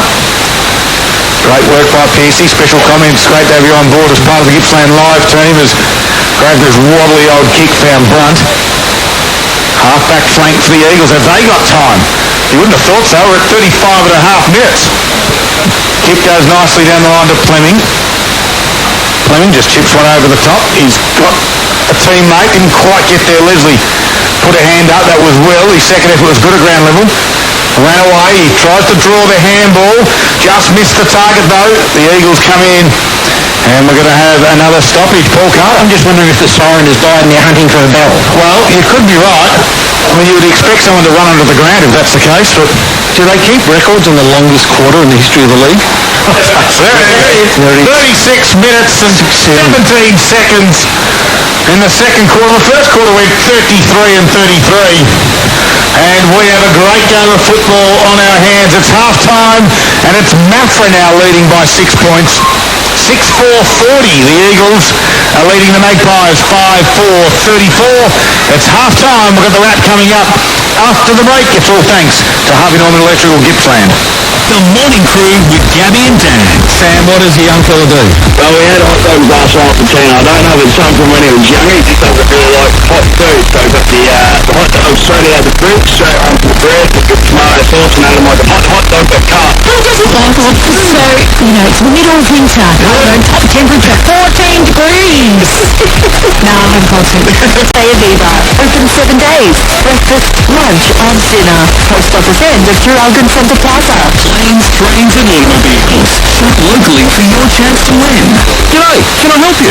Yes, I hope so. I'm digging a trench in our backyard, so I need one of those machines that goes... Oh, you need an excavator. Excavator, right, if you say so. And then to flatten out the dirt, I was thinking one of them thingamabobs. That'd be a whacker plate. We know which piece of equipment you need for your project, even if you don't. We hire them too. Mini loaders, drum rollers, tipper trailers and more. See you soon. Gippsland, Wacker, Royston, Latrobe Valley Forklifts. Visit lvforklifts.com.au. Australian-made furniture and bedding now at Harvey Norman. Mattresses and ensembles from the leading Australian brands. Lounge furniture and dining room furniture built for the family life with a great selection of options in fabric, leather, size and shape. Create your own bedroom furniture. Customize your bed height, fabric or timber stain. Let our experienced team help you design furniture to suit your home. Harvey Norman, supporting Australian-made manufacturing. Australian-made furniture and bedding now at Harvey Norman. Zamburo's new big burrito is so big, it'll crush any hunger. Loaded with double filling and double rice, it's sure to leave you satisfied.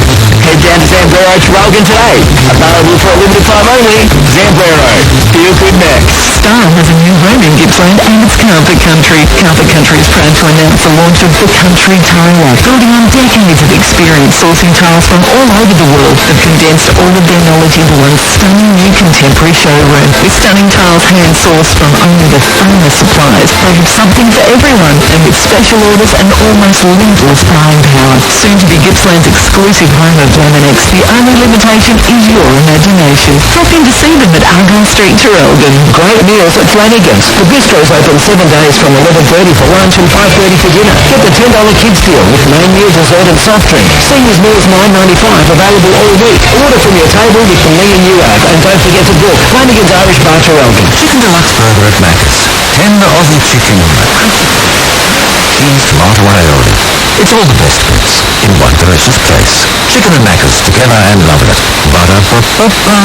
Available after 10:30 a.m. for limited time only. Earn points with every McCafe coffee run with My Macca's Rewards. Gippsland Live on TRFM. This is the third quarter. Yes, let's get down to business. All right, the margin 6 points here in favour of the Eagles at a big second quarter.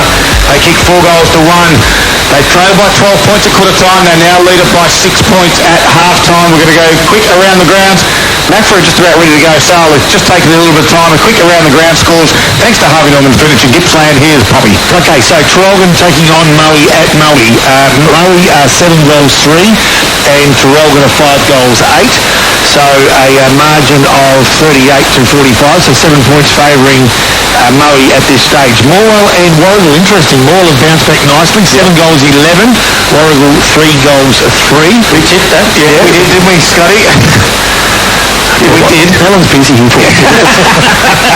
And then in Gippsland, MDU 4 goals 10, Fish Creek 6 behind. Wow. Now that is a big upset in making, with the Demons leading by some 28 points.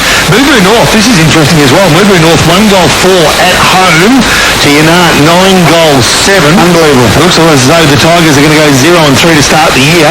One of the favourites for this year's premiership as well, pre-season.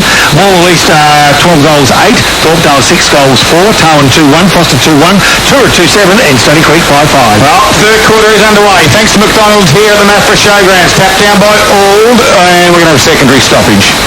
We get excited to get the third quarter underway. How long is this quarter going to go for? It'll go 34 minutes, I would have thought.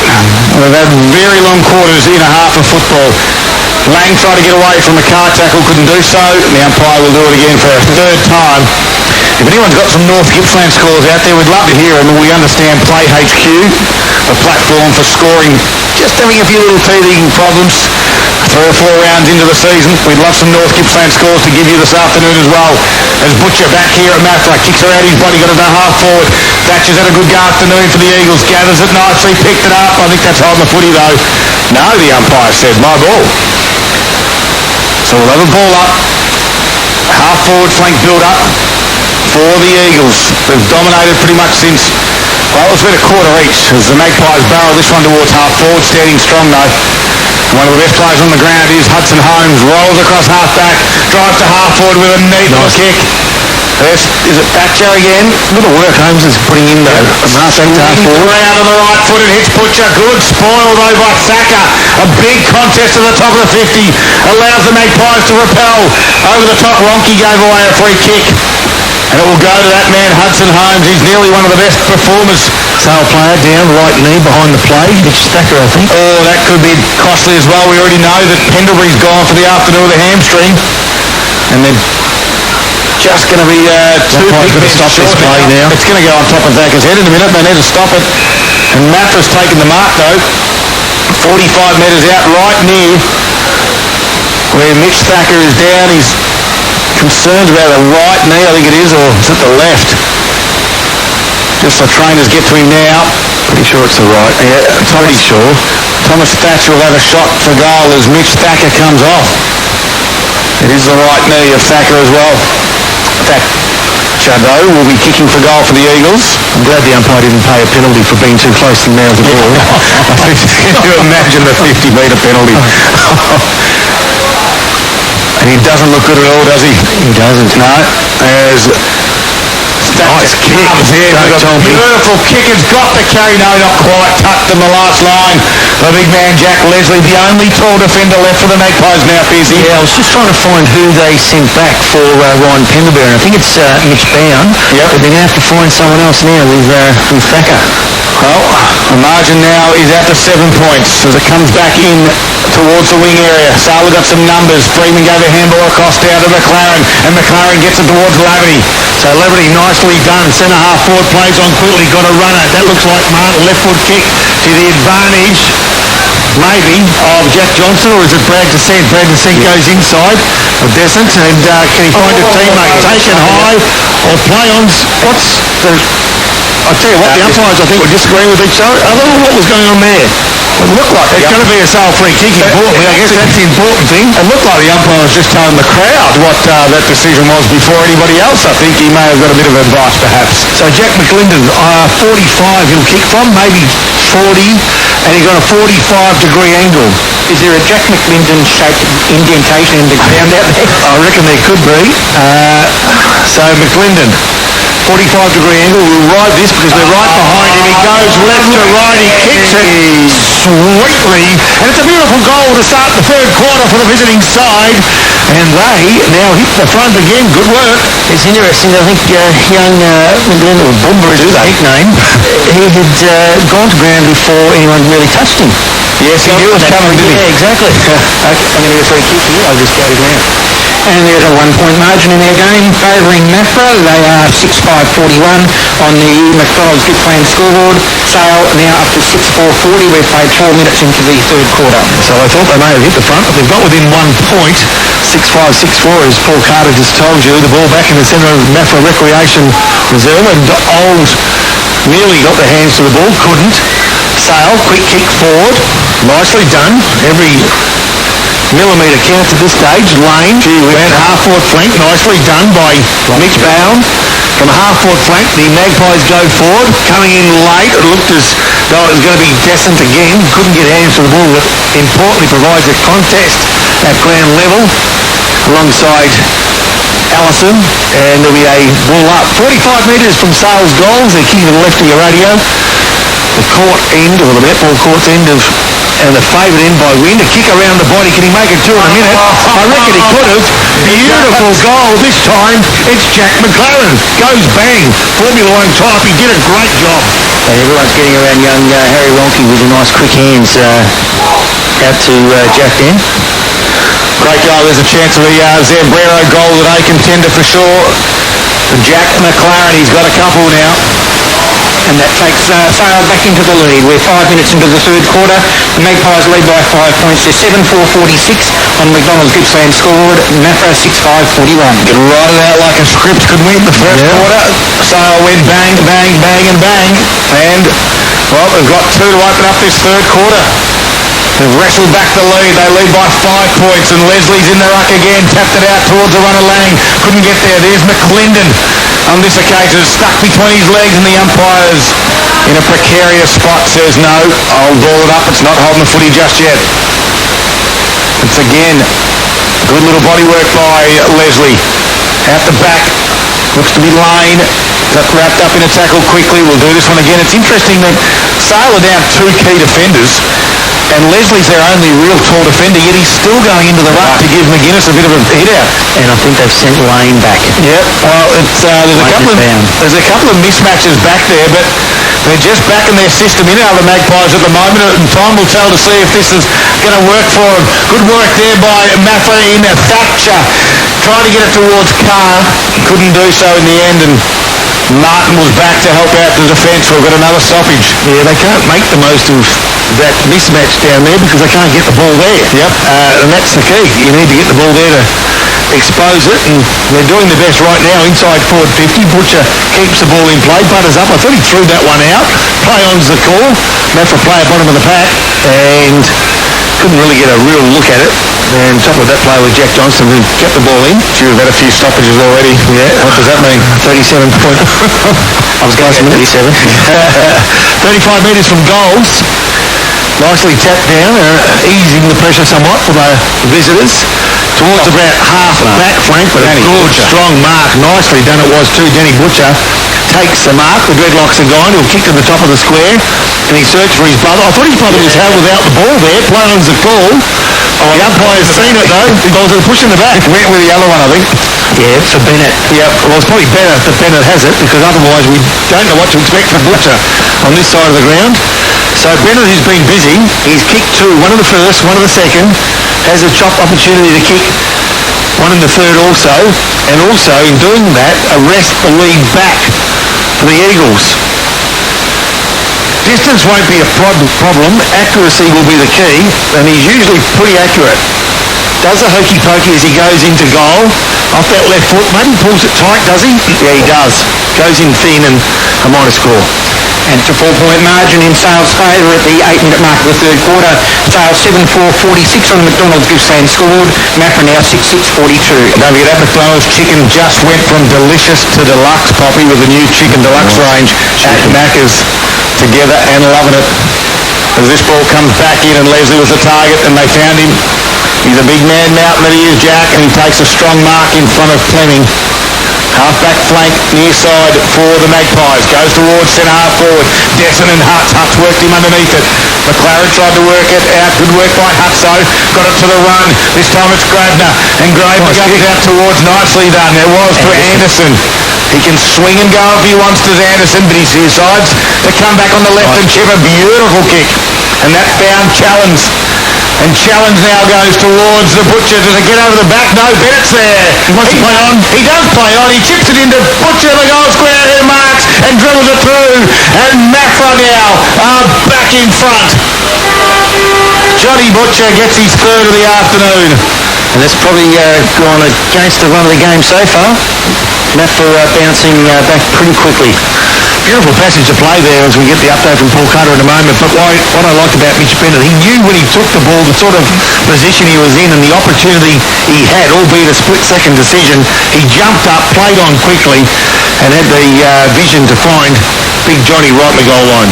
And that is now a 2-point lead in Mafra's favour. Another lead change we have here, coming up to the 10-minute mark of the third quarter. Mafra on the McDonald's Gippsland scored at 7-6-48, Sales 7-4-46. So Leslie and Fleming again will do battle. Oh, yep, Leslie got over the top and got a hand on it. Fleming groundwork was good though. He flicked it back to his teammate who kicked around his body to centre-half forward. Going to ground, and there was Thatcher. It was Blunt. A handball came out from Challenge. The Magpies are under pressure. Good work by Whitehill to get it out, but the bounce just eluded his teammate. Thatcher goes on to it, delivers to Bennett. Can't mark in front of his eyes. Chasing it back now quickly. For there was Anderson. Couldn't go get it himself, so Will Leslie from the Magpies said, I'll get it. And he'll give it to a teammate who relieves pressure and tries to get it to Laverty. He's got 3 or 4 to beat, and he does just nicely as he pickpockets the Mafra Eagles. Gave it across to Whitehill. Handball to Desson. Gives it out wide, and they got some nice little run. They check their kick, and it comes in board, but that man down back is Hudson Holmes of the Eagles. Wins it and delivers to Challenge at centre-half forward. Just at his tozo and allowed the Magpies to gather it. Allison got it to Lang, who gave it to Martin, who chiseled one to Brad Desson at 50 metres out. And Brad Desson will go back to wrestle the lead back for the Magpies. Well, Brad Desson needed a bulletproof vest to take that one. It was a bullet-like pass from Martin and hit him right on the left nipple, and that's where he likes it too, Big Jackie. What a game. It's got a chance now to kick Sale back into the lead, or in fact extend that lead of 3 points, but he'll need to now with one of his best kicks of the day from 55. Puts it on its way. There's a whistle. No. Jumping up and down. A jump up. Was it? I think so. I think he jumped forward instead of straight up. Well, mark this down now. Well, that's one each for the day, though, isn't it? Yeah, true. On the 50-metre penalty scale, Brad Desson now from point-blank range, directly in front, courtesy of a 50-metre penalty, puts it over the security net, and the Magpies are back in front. So hard, isn't it? We prefer nil all, really, rather than 1 all. Yeah, that's right. Yeah. I feel for Hudson Holmes. I mean, he just made all the play here on the centre wing. Great turnover, and just a little bit unlucky with his teammates down the ground caused, that goal. And third lead change this quarter at the 12-minute mark. On the McDonald's Gippsland scoreboard, we have Sale now 8-4-52 with that 4-point margin over Maffra. They are on 7-6-48. So centre break become crucial now. 12 and a half minutes gone of this third quarter. As you heard, the margin just 4 points, favouring the visitors. Sale, important game in the early stages of this season too, with both sides wanting to get some momentum. As we head towards the halfway mark over the next month or so. And all that said, of course, it's a rivalry match, isn't it? Yep, absolutely. So Fleming goes, I'm not sure what his ruck work is, but he's sort of going early, keeping the knee. Sling tackle Will go against Maffra. Jack Leahy just lets him know that that's not what we do here. How tough is Shannon Lane? He's tough, all right. His kick's not bad either, because he finds a teammate there all so easily. Laverty, he plays on quickly. Done. And this is just a walk in the park, that passage of play. Laverty's kick was beautiful. And all of a sudden, we've got an opportunity for another goal for Sale. And I'll tell you what, I'm not sure if Brad Desson likes Jack McClendon coming in front of him on the lead, but it was the right option, wasn't it, Piercy? I think so. Yep. But, I'll tell you, after this, definitely a bit of courage from Boomer. Yep. So McClendon now, almost directly in front, off the boot, looks neat. That's his second of the quarter. Good work, young Jack. That's goal number 2 for you. Importantly, it's another one for your side. Goal number 9. It's the right decision. But no, certainly a bit of courage just to, big full forward and full back coming straight at you to run in front of the play and take a nice mark. That's 4 inside 50s this quarter to Sale for 4 straight goals, which takes into a 10-point lead at the 14-minute mark of the third quarter. McDonald's Gippsland scoreboard has Sale 9-4-58, Maffra 7-6-48. And as the breeze just started to ease off a little bit. So, yeah, thinking that too. But we thought, looking at the scores, you'd say they've kicked 4-1 this quarter. In the first quarter, they kicked 4 goals too. But we think the breeze is just starting to ease off a little bit, and wouldn't be surprised to come this last quarter, there might not be a breeze at all.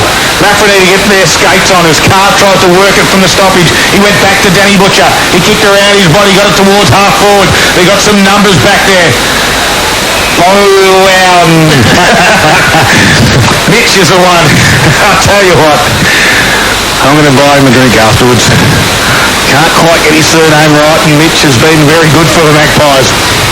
Good work there by Alex Carr. Flipped it out. Here's Jaden Allison for the Magpies. Got wrapped up in a jolly tackle. And 14 and a half minutes ago, and we're only halfway through this quarter, you would think.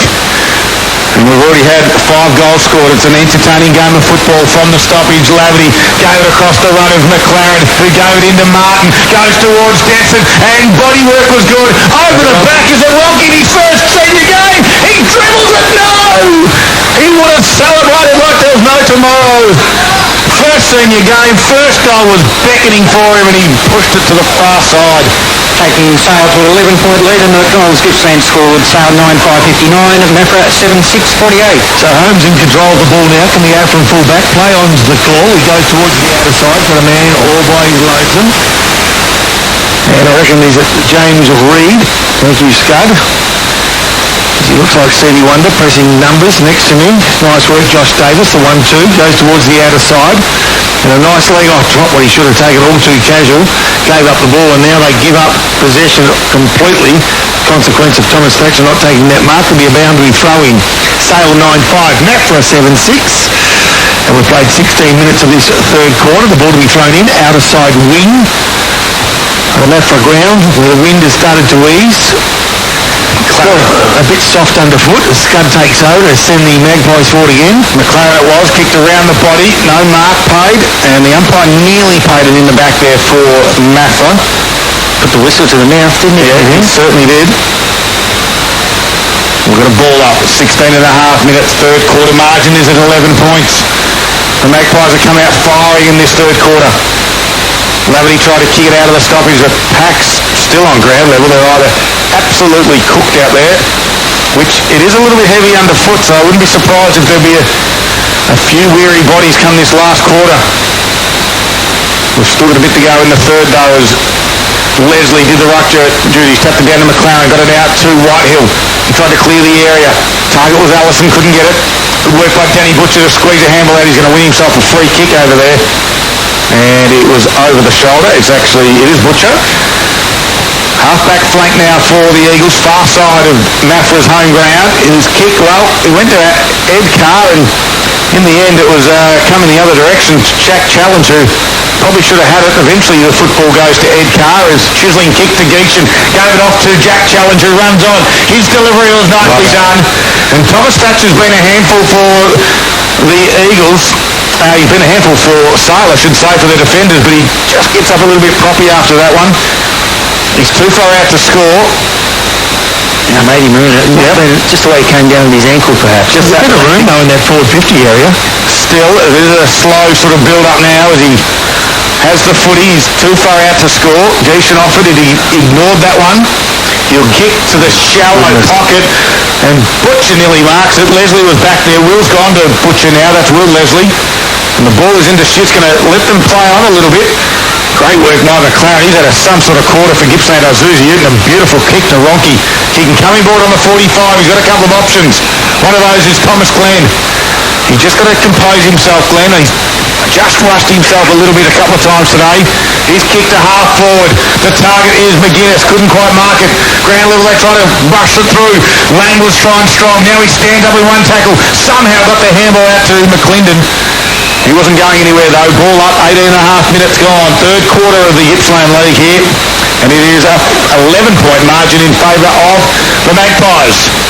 So the game's still very much in the balance. If the previous quarters are any indication, kicking into the left of radio, although we've sort of conceded that that wind may have dropped somewhat. The ball around about centre-half forward at the moment for Sale. They're into attack as they've been for most of this third quarter. Nearly 20 minutes gone. First two quarters have gone something like 33 and 36 minutes. So probably halfway as we speak.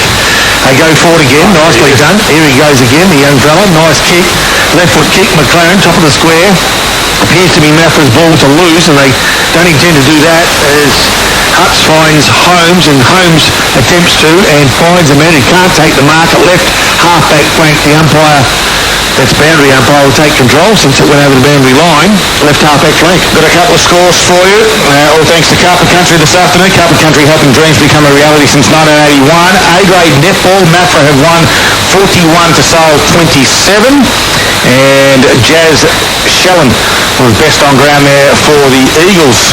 As this ball goes back into Sale's forward line. Here's Ronke again, but he got ran down from behind from Reed.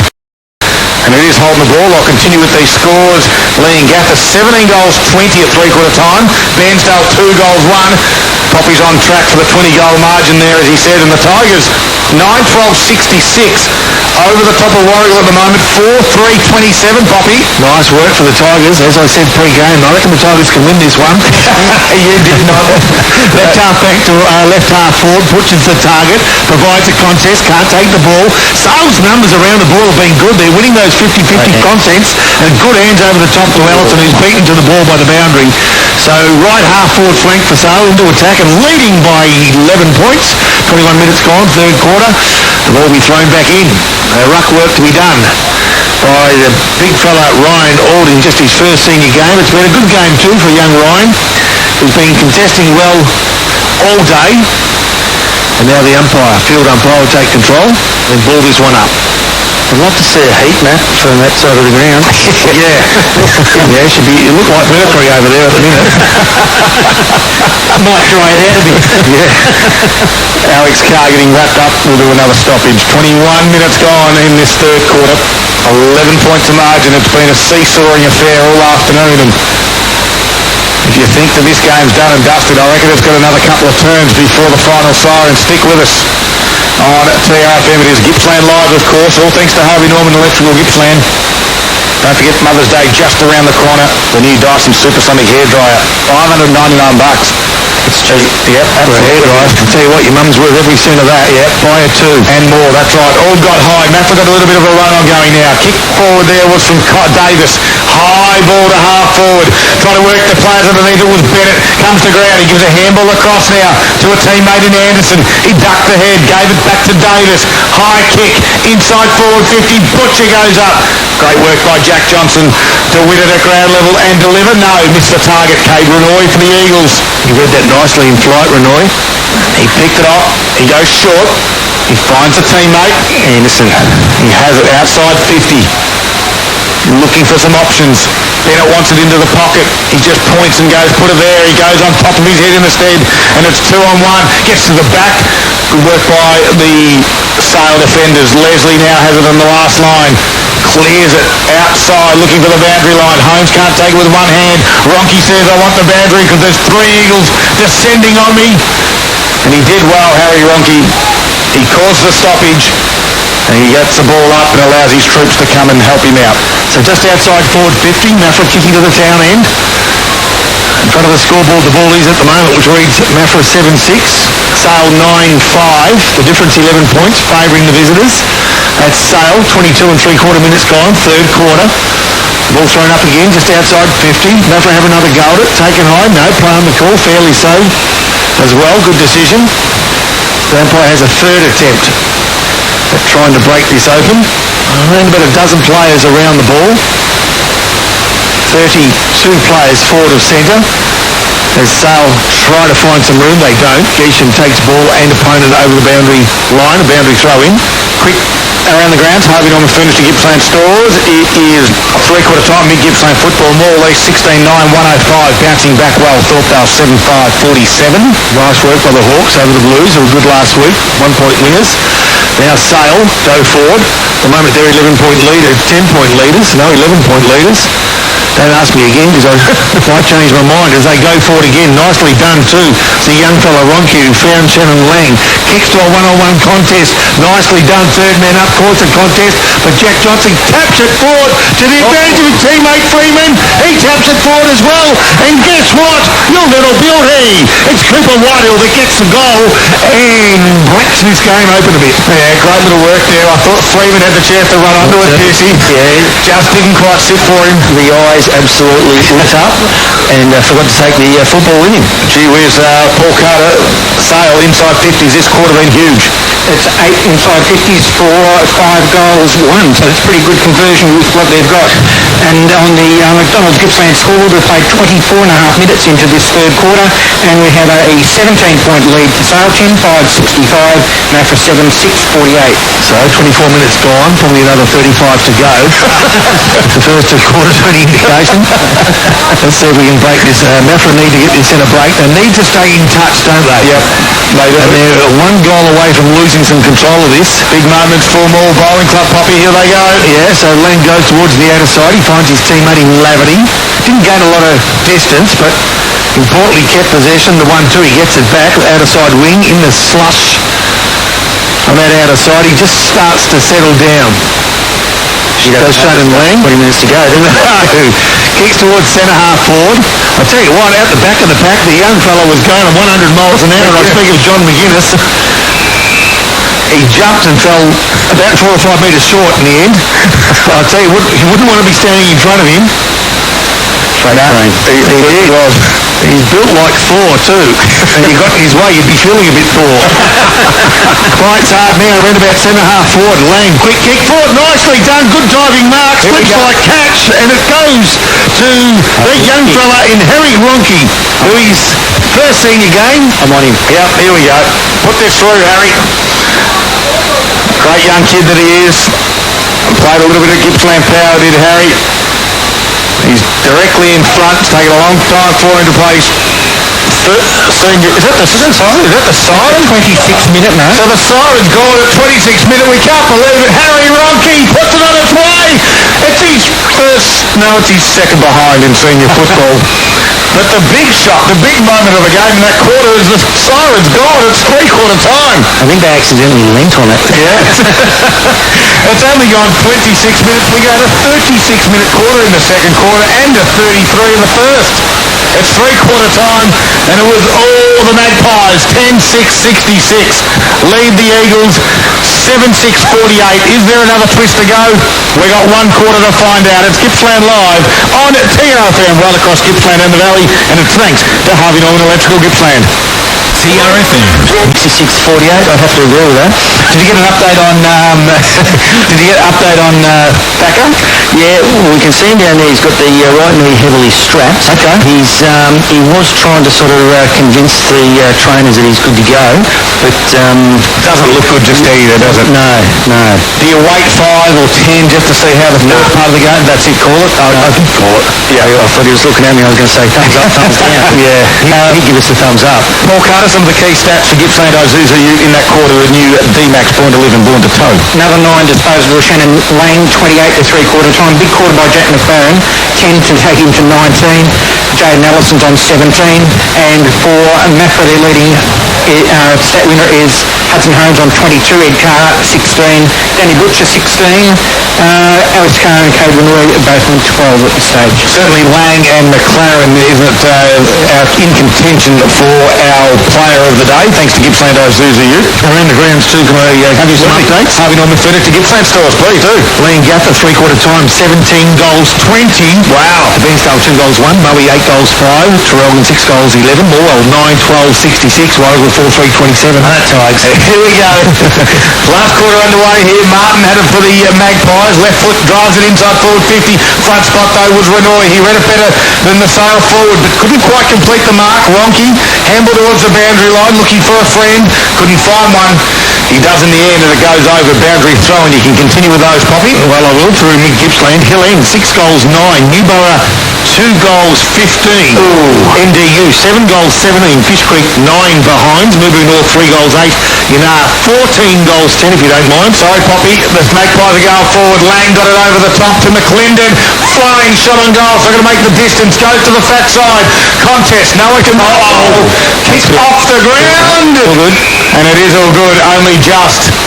As he had his hand in his mouth there for a moment, did Chris Smart as he kicked it off the ground, and it just stayed in the field of play, not out of bounds on the full boundary throw-in. So you think Sale kick the next goal, hard for Mafra to come back. Mafra get the first goal. Yep. Very much game on. So an important piece of play here.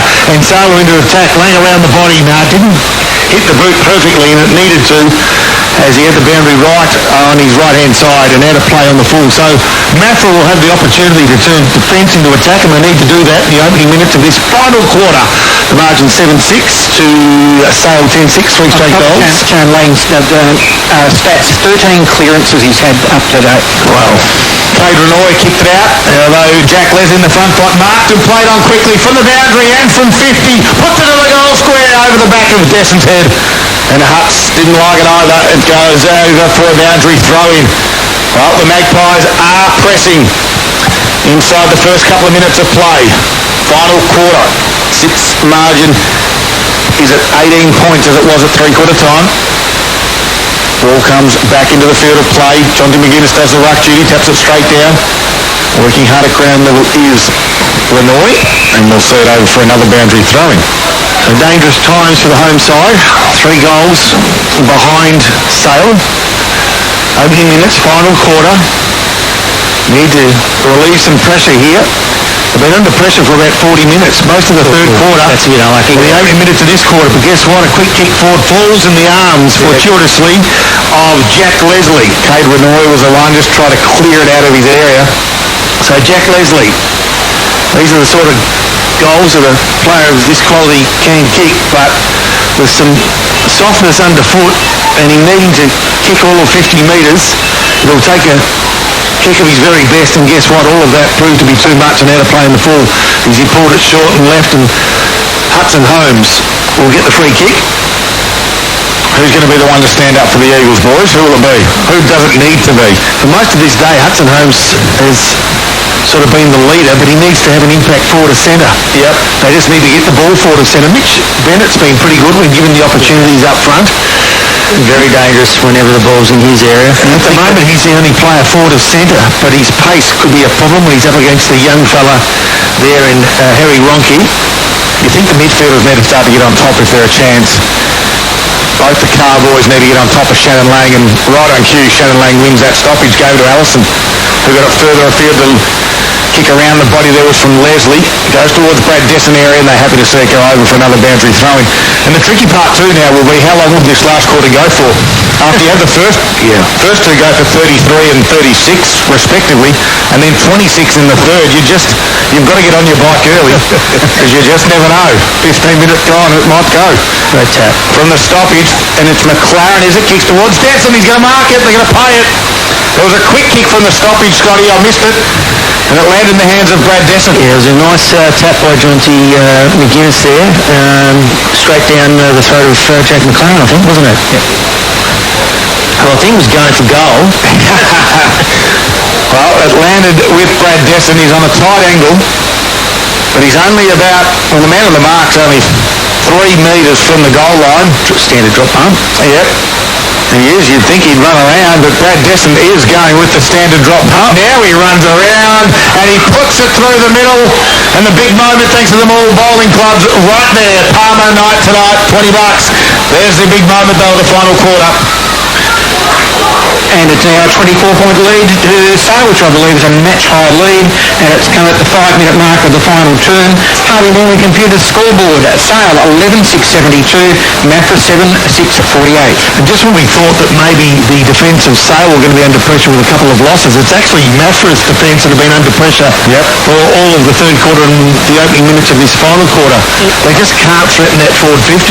Yeah, and I think it's all coming from Jack Leslie and all that. Yeah, he's done very well, and he gets it to the feet of Lang and Allison and these types of players, causing some real pressure at the minute. And let's see if we can do it again. Old gets the tap, but guess what? At ground level, it's Lang to Allison, the players we just spoke of, but now kick forward inside forward 50. Nicely done. Geeshan tries to thread a handball through. A pack of players, a pack of Magpies, couldn't do that though. And the numbers for the Magpies have been pretty good. Left half-back flank, in fact right half-back flank. Holmes tries to set something up, and he goes over the top to Renoy, who goes inside. A good kick, good lead, good take, Thatcher. This is where they need to score. They desperately need to score here now. Go short. And is that Holmes has made his way from full back to full forward, so right on cue. He goes, needs to find a teammate though right here, and there's not a lot of movement, I've got to tell you. But he kicks in hope more than anything else, looking for Butcher, and Butcher got hands to it, couldn't take the mark. Good pressure, fair pressure, despite the claims by Butcher. It was a good contest. He did work hard to get his hands to the ball, but just couldn't reel it in.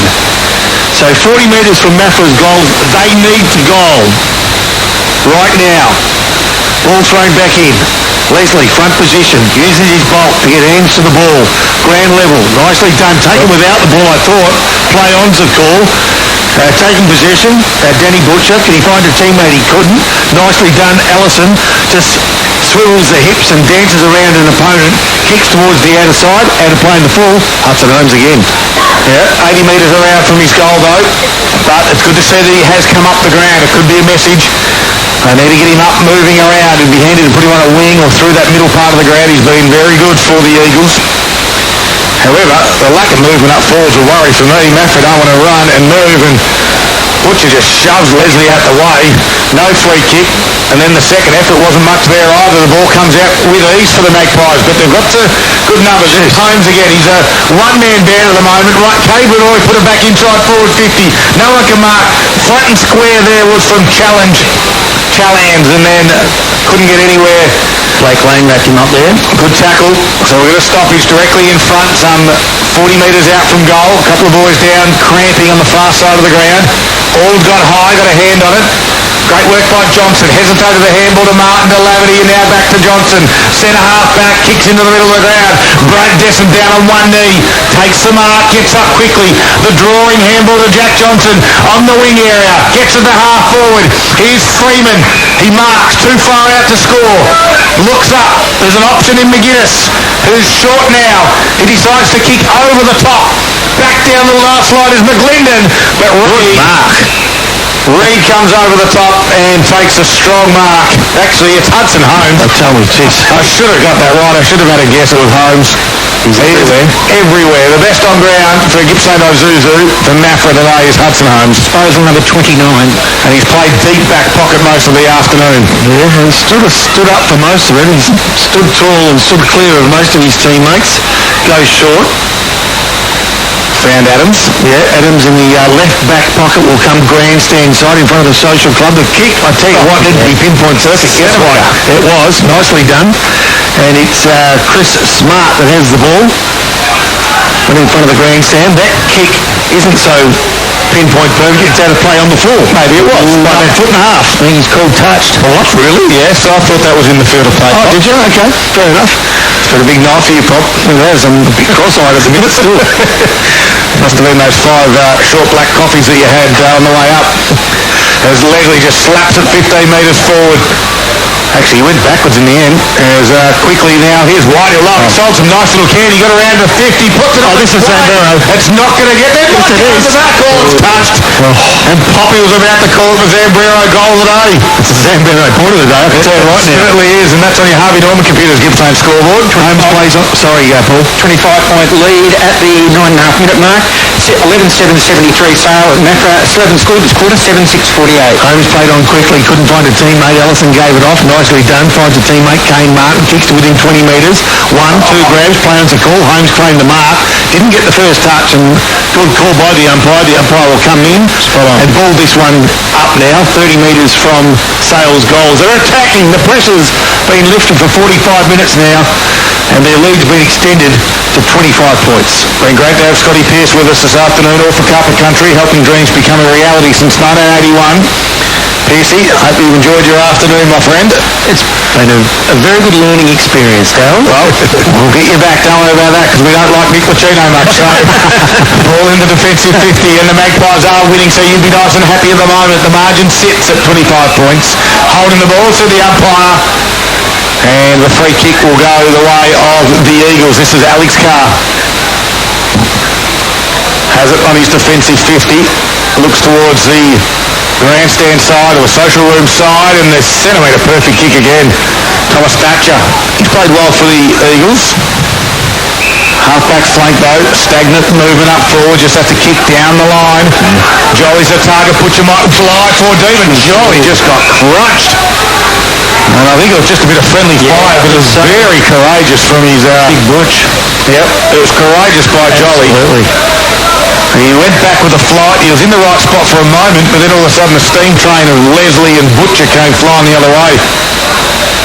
There's a play now. Ball comes back in. Jack Leslie tapped it straight down to McLaren. Couldn't take it with him.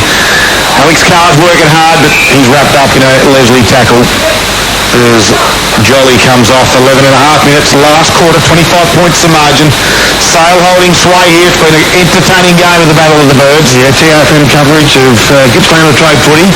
Match of the day, rival round. Butcher tries to thump it. Leslie gets the tap at ground level and 50-50 win. Another one to Sale. Dive forward. Chris Laverty, quick kick, hiding. He is weighing like Hudson Hawk. Remember him? Is there only one? He was fantastic, and so is Heidi Holmes. He's done very, very well. Right half forward flank. Who's Heidi? Well, he's too pretty to be playing, to be called Hudson. He's playing very, very well. Just outside forward 50. He's been sensational. Beautiful to watch. He has been today, hasn't he? There hasn't been enough, and it doesn't likely to be enough. You think he'll make the Gippsland Live Team of the Week? I reckon he's a certainty. Yeah. I reckon he might find himself a little voucher after this game as well, even in the losing side. Oh, gee whiz. There's one Shannon Lang that's had a fair good afternoon. Yeah, well, all right. We actually now, I forgot about him, but it's probably right. We get the vote on that this afternoon. Don't forget the Gippsland Isuzu Player of the Day. And keep an eye out during the week too. The Gippsland Live Team of the Week will be out. Each and every week we're giving our best players from right across the Gippsland League. And there's some interesting results happening as well. Sale get it forward again through Johnson to half forward. Freeman was the target. Good little one-on-one battle. They go to ground in the slush on the far side. And they've dragged that in there, and the umpire said that is holding the ball. So Freeman, well, they've caught it over the shoulder. I thought it might have been holding the ball against Adams. Yeah, I think he might have, Freeman jumped in his back perhaps. He's got that much mud on his face. I think he might have driven his head into the dirt as well as Adams kicks into the wing. And big McGuinness, Dane McGuinness that is, takes the uncontested mark on the wing. 13 minutes gone, 25 points in favour of Sale. As McGuinness has kicked towards Jonty and Freeman. And over out of bounds on the full, Poppy. All right, let's see if we can get this ball moving forward through Josh Davis. Defensive 50, that's where he starts from. Gives it to Heidi. Holmes. Like that name. We'll get it back here. He does. 1-2, here he goes. Like, truly, are you serious? This is ridiculous. From the outer side wing, threatens the forward 50. Just needs a favourable bounce, does he? The big man from Mafra in Alex Carr can't get a handle on it. Taking the ground, he'll get it back now. Carr needs to find something. A kick around the body, falls short. Good mark, right spot is Sales Nathan Whitford. Plays on down the corridor. Leslie, with all the time in the world, he does it quite nicely. And his defensive 50 will come to the near side. Actually goes straight at the middle in the end. Jonty McGuinness will be the target and goes strong. Yeah, right in the middle of the Sale crowd is starting to get up and about. They know that it's at the 14-minute mark. And they know they're just about home and hosed as McGuinness gave it over the top to McLaren. Allison was able to there to help him out. Got a handball. They've got numbers everywhere. Will Leslie got it out wide to Lavity. They got one on over the top. It's Martin. Have they got the overlap? Martin's runs to 50. Make it 45. Left foot kick. Top of the square. It's going to get out towards Freeman. Who step around. It's not Freeman. It's Desson. And he misses. And Freeman and Desson have been good the afternoon. Have been very good. Probably a little bit too much time there, I think, Scud, for the Sale boys. Yep. Leads 26 points to Sale at the 15-minute mark of the last quarter. Harvey Norman Computer scored Sale 11-8-74. Maffrey still yet to score this quarter, 7-6-48. Poor kick in out of full back from Hutz. Just landed at the toes of the Mafra defender and it went over for a boundary throw-in. And Mafra have given everything this afternoon, but they're just going to come up short. 26-point margin. Felt a little bit closer than that, didn't it, Pop? It did, yeah. And it was for a long time, wasn't it? But since half-time, since what they call the premiership quarter, they've been outstanding. Sale, they've really lifted the tempo and showed the sort of fight that we expected earlier, but they've done it nicely. The ball comes grandstand side. Good mark taken. Mafra play on quickly around the body. Good smother. There's an example of what we're just talking about. The desperation, even when the game's in their keeping, has been very good for the visitors this afternoon. Just a reminder that Poppy, he called a draw today. I did, yeah. Paul Carter called Sale by 24 points, and Scotty said that Sale would win by thousands. Of course, Scotty, he was referring to the amount of time played. Thousands of minutes. As this ball is on the wing area, we got another stoppage. 6.5 minutes. Don't forget in the post-game, we'll get you up to date with all the scores from around the grounds. All the Gippsland leagues, mid-Gippsland and, of course, North Gippsland. I'll touch on the A-grade netball results as well that come through. So if you like your netball, we'll keep you up to date there as the Magpies still running, still got a little bit of legs to go. As Whitehill kicked around his body. This guy's been good. McClendon and McLaren have been great. This time it was McClendon. Got it towards McGuinness. He tried to tunnel ball through his legs. Freeman was able to pick it up. 1-on-1 inside forward 50. Brad Desson there with that.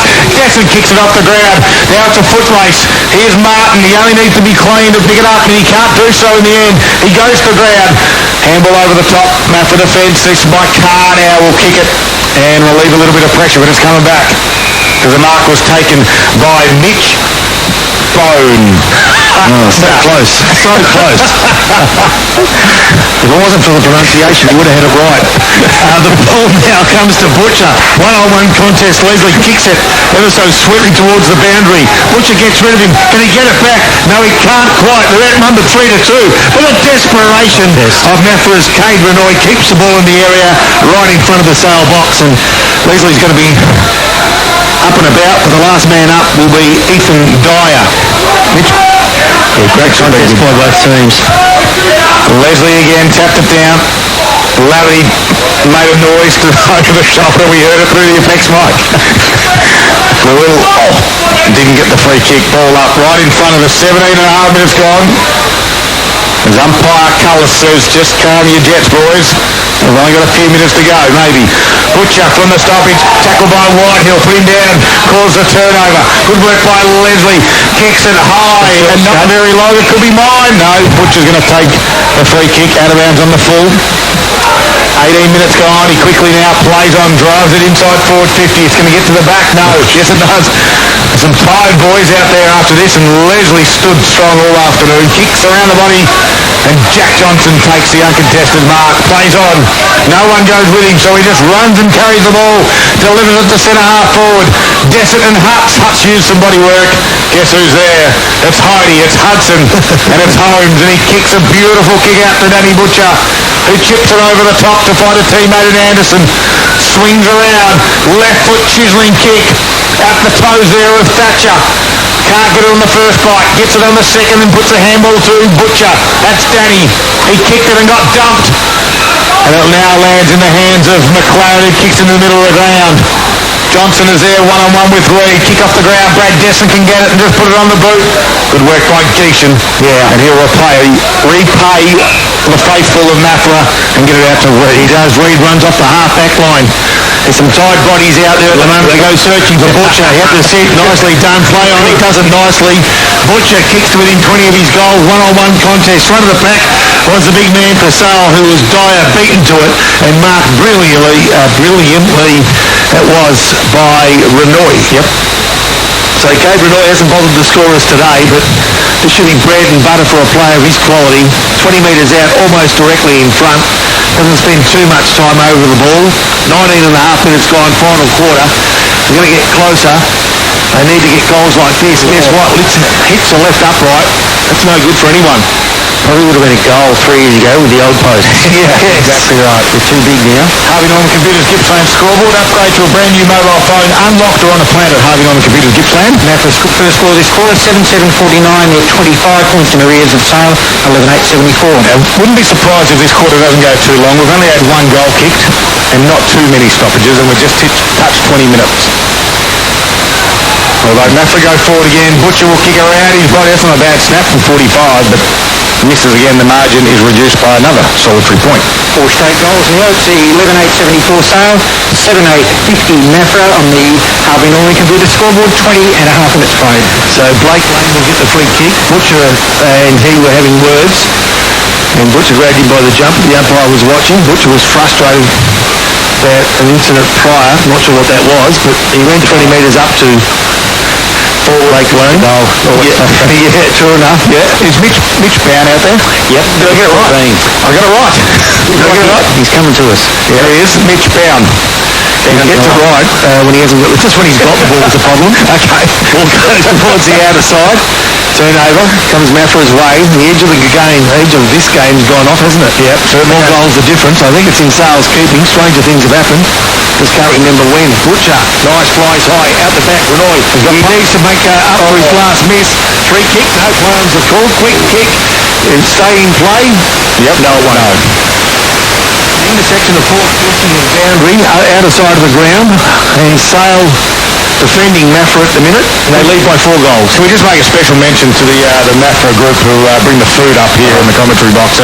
I'll tell you what, the camera guy up here and the scoreboard operators, they have eaten that much this afternoon.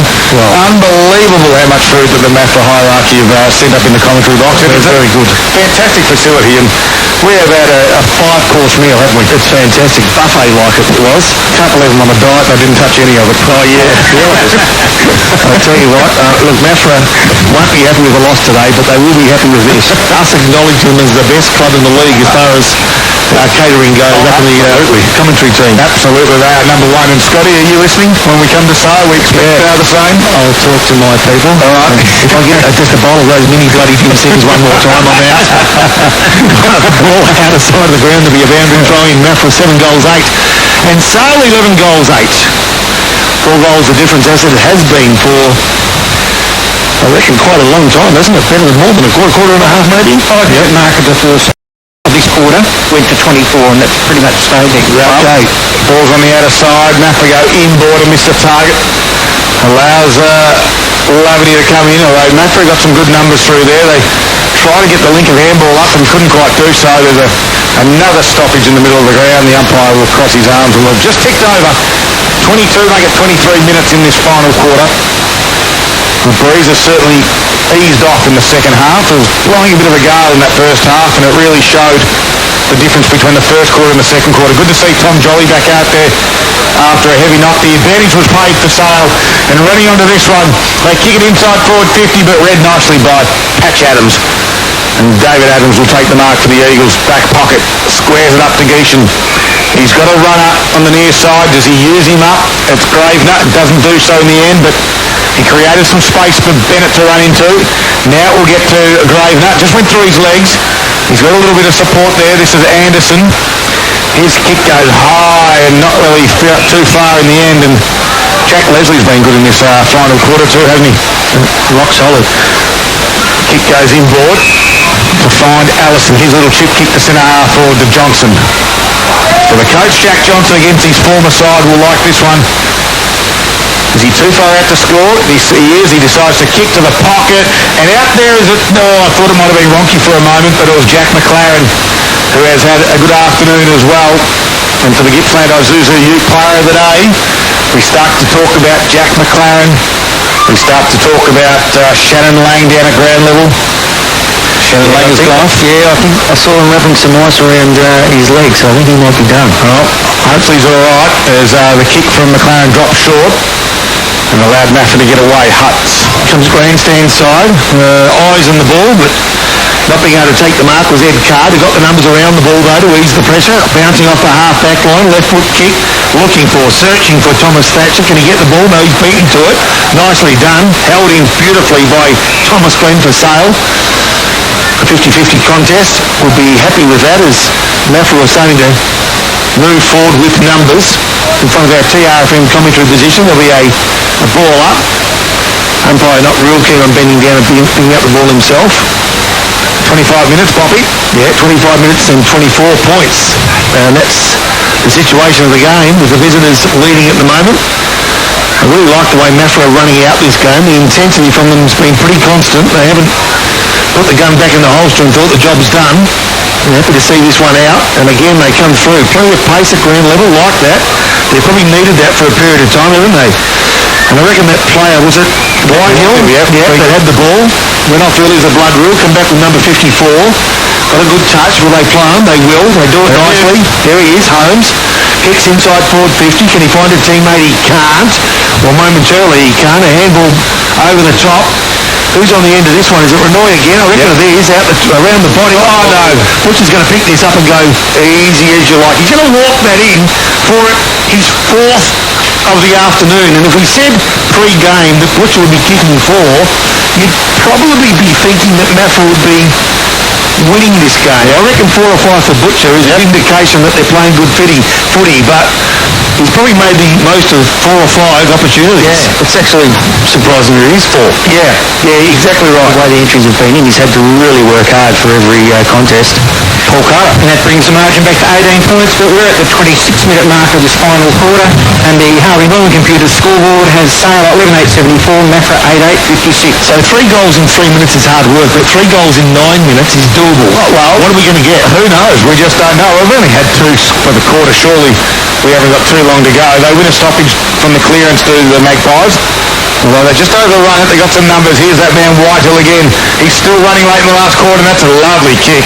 Although dropping the mark down there, what he probably should have taken was Desson, but Freeman will get on the end of it and will have a flying shot at goal and push it across the face for no score in the end and a boundary throw-in. Well, you're right. That third quarter that we had, where what did we have in there? 6 goals. Only went 26 minutes. Yeah.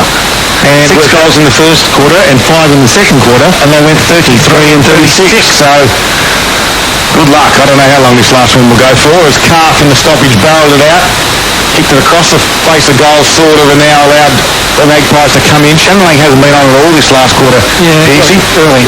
Nice, yeah. Only had a couple of touches, if any, in that last quarter, so they get it to the 50. There the siren sounds.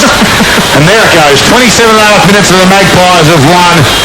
And they've been very good. It started in that third quarter where they got a bit of a run on. They kicked 5 goals to 1 in the third quarter that broke open the game. But they have come out of it with a little bit of an injury concern to 3 of their star players. We're going to wrap things up, of course, after the break.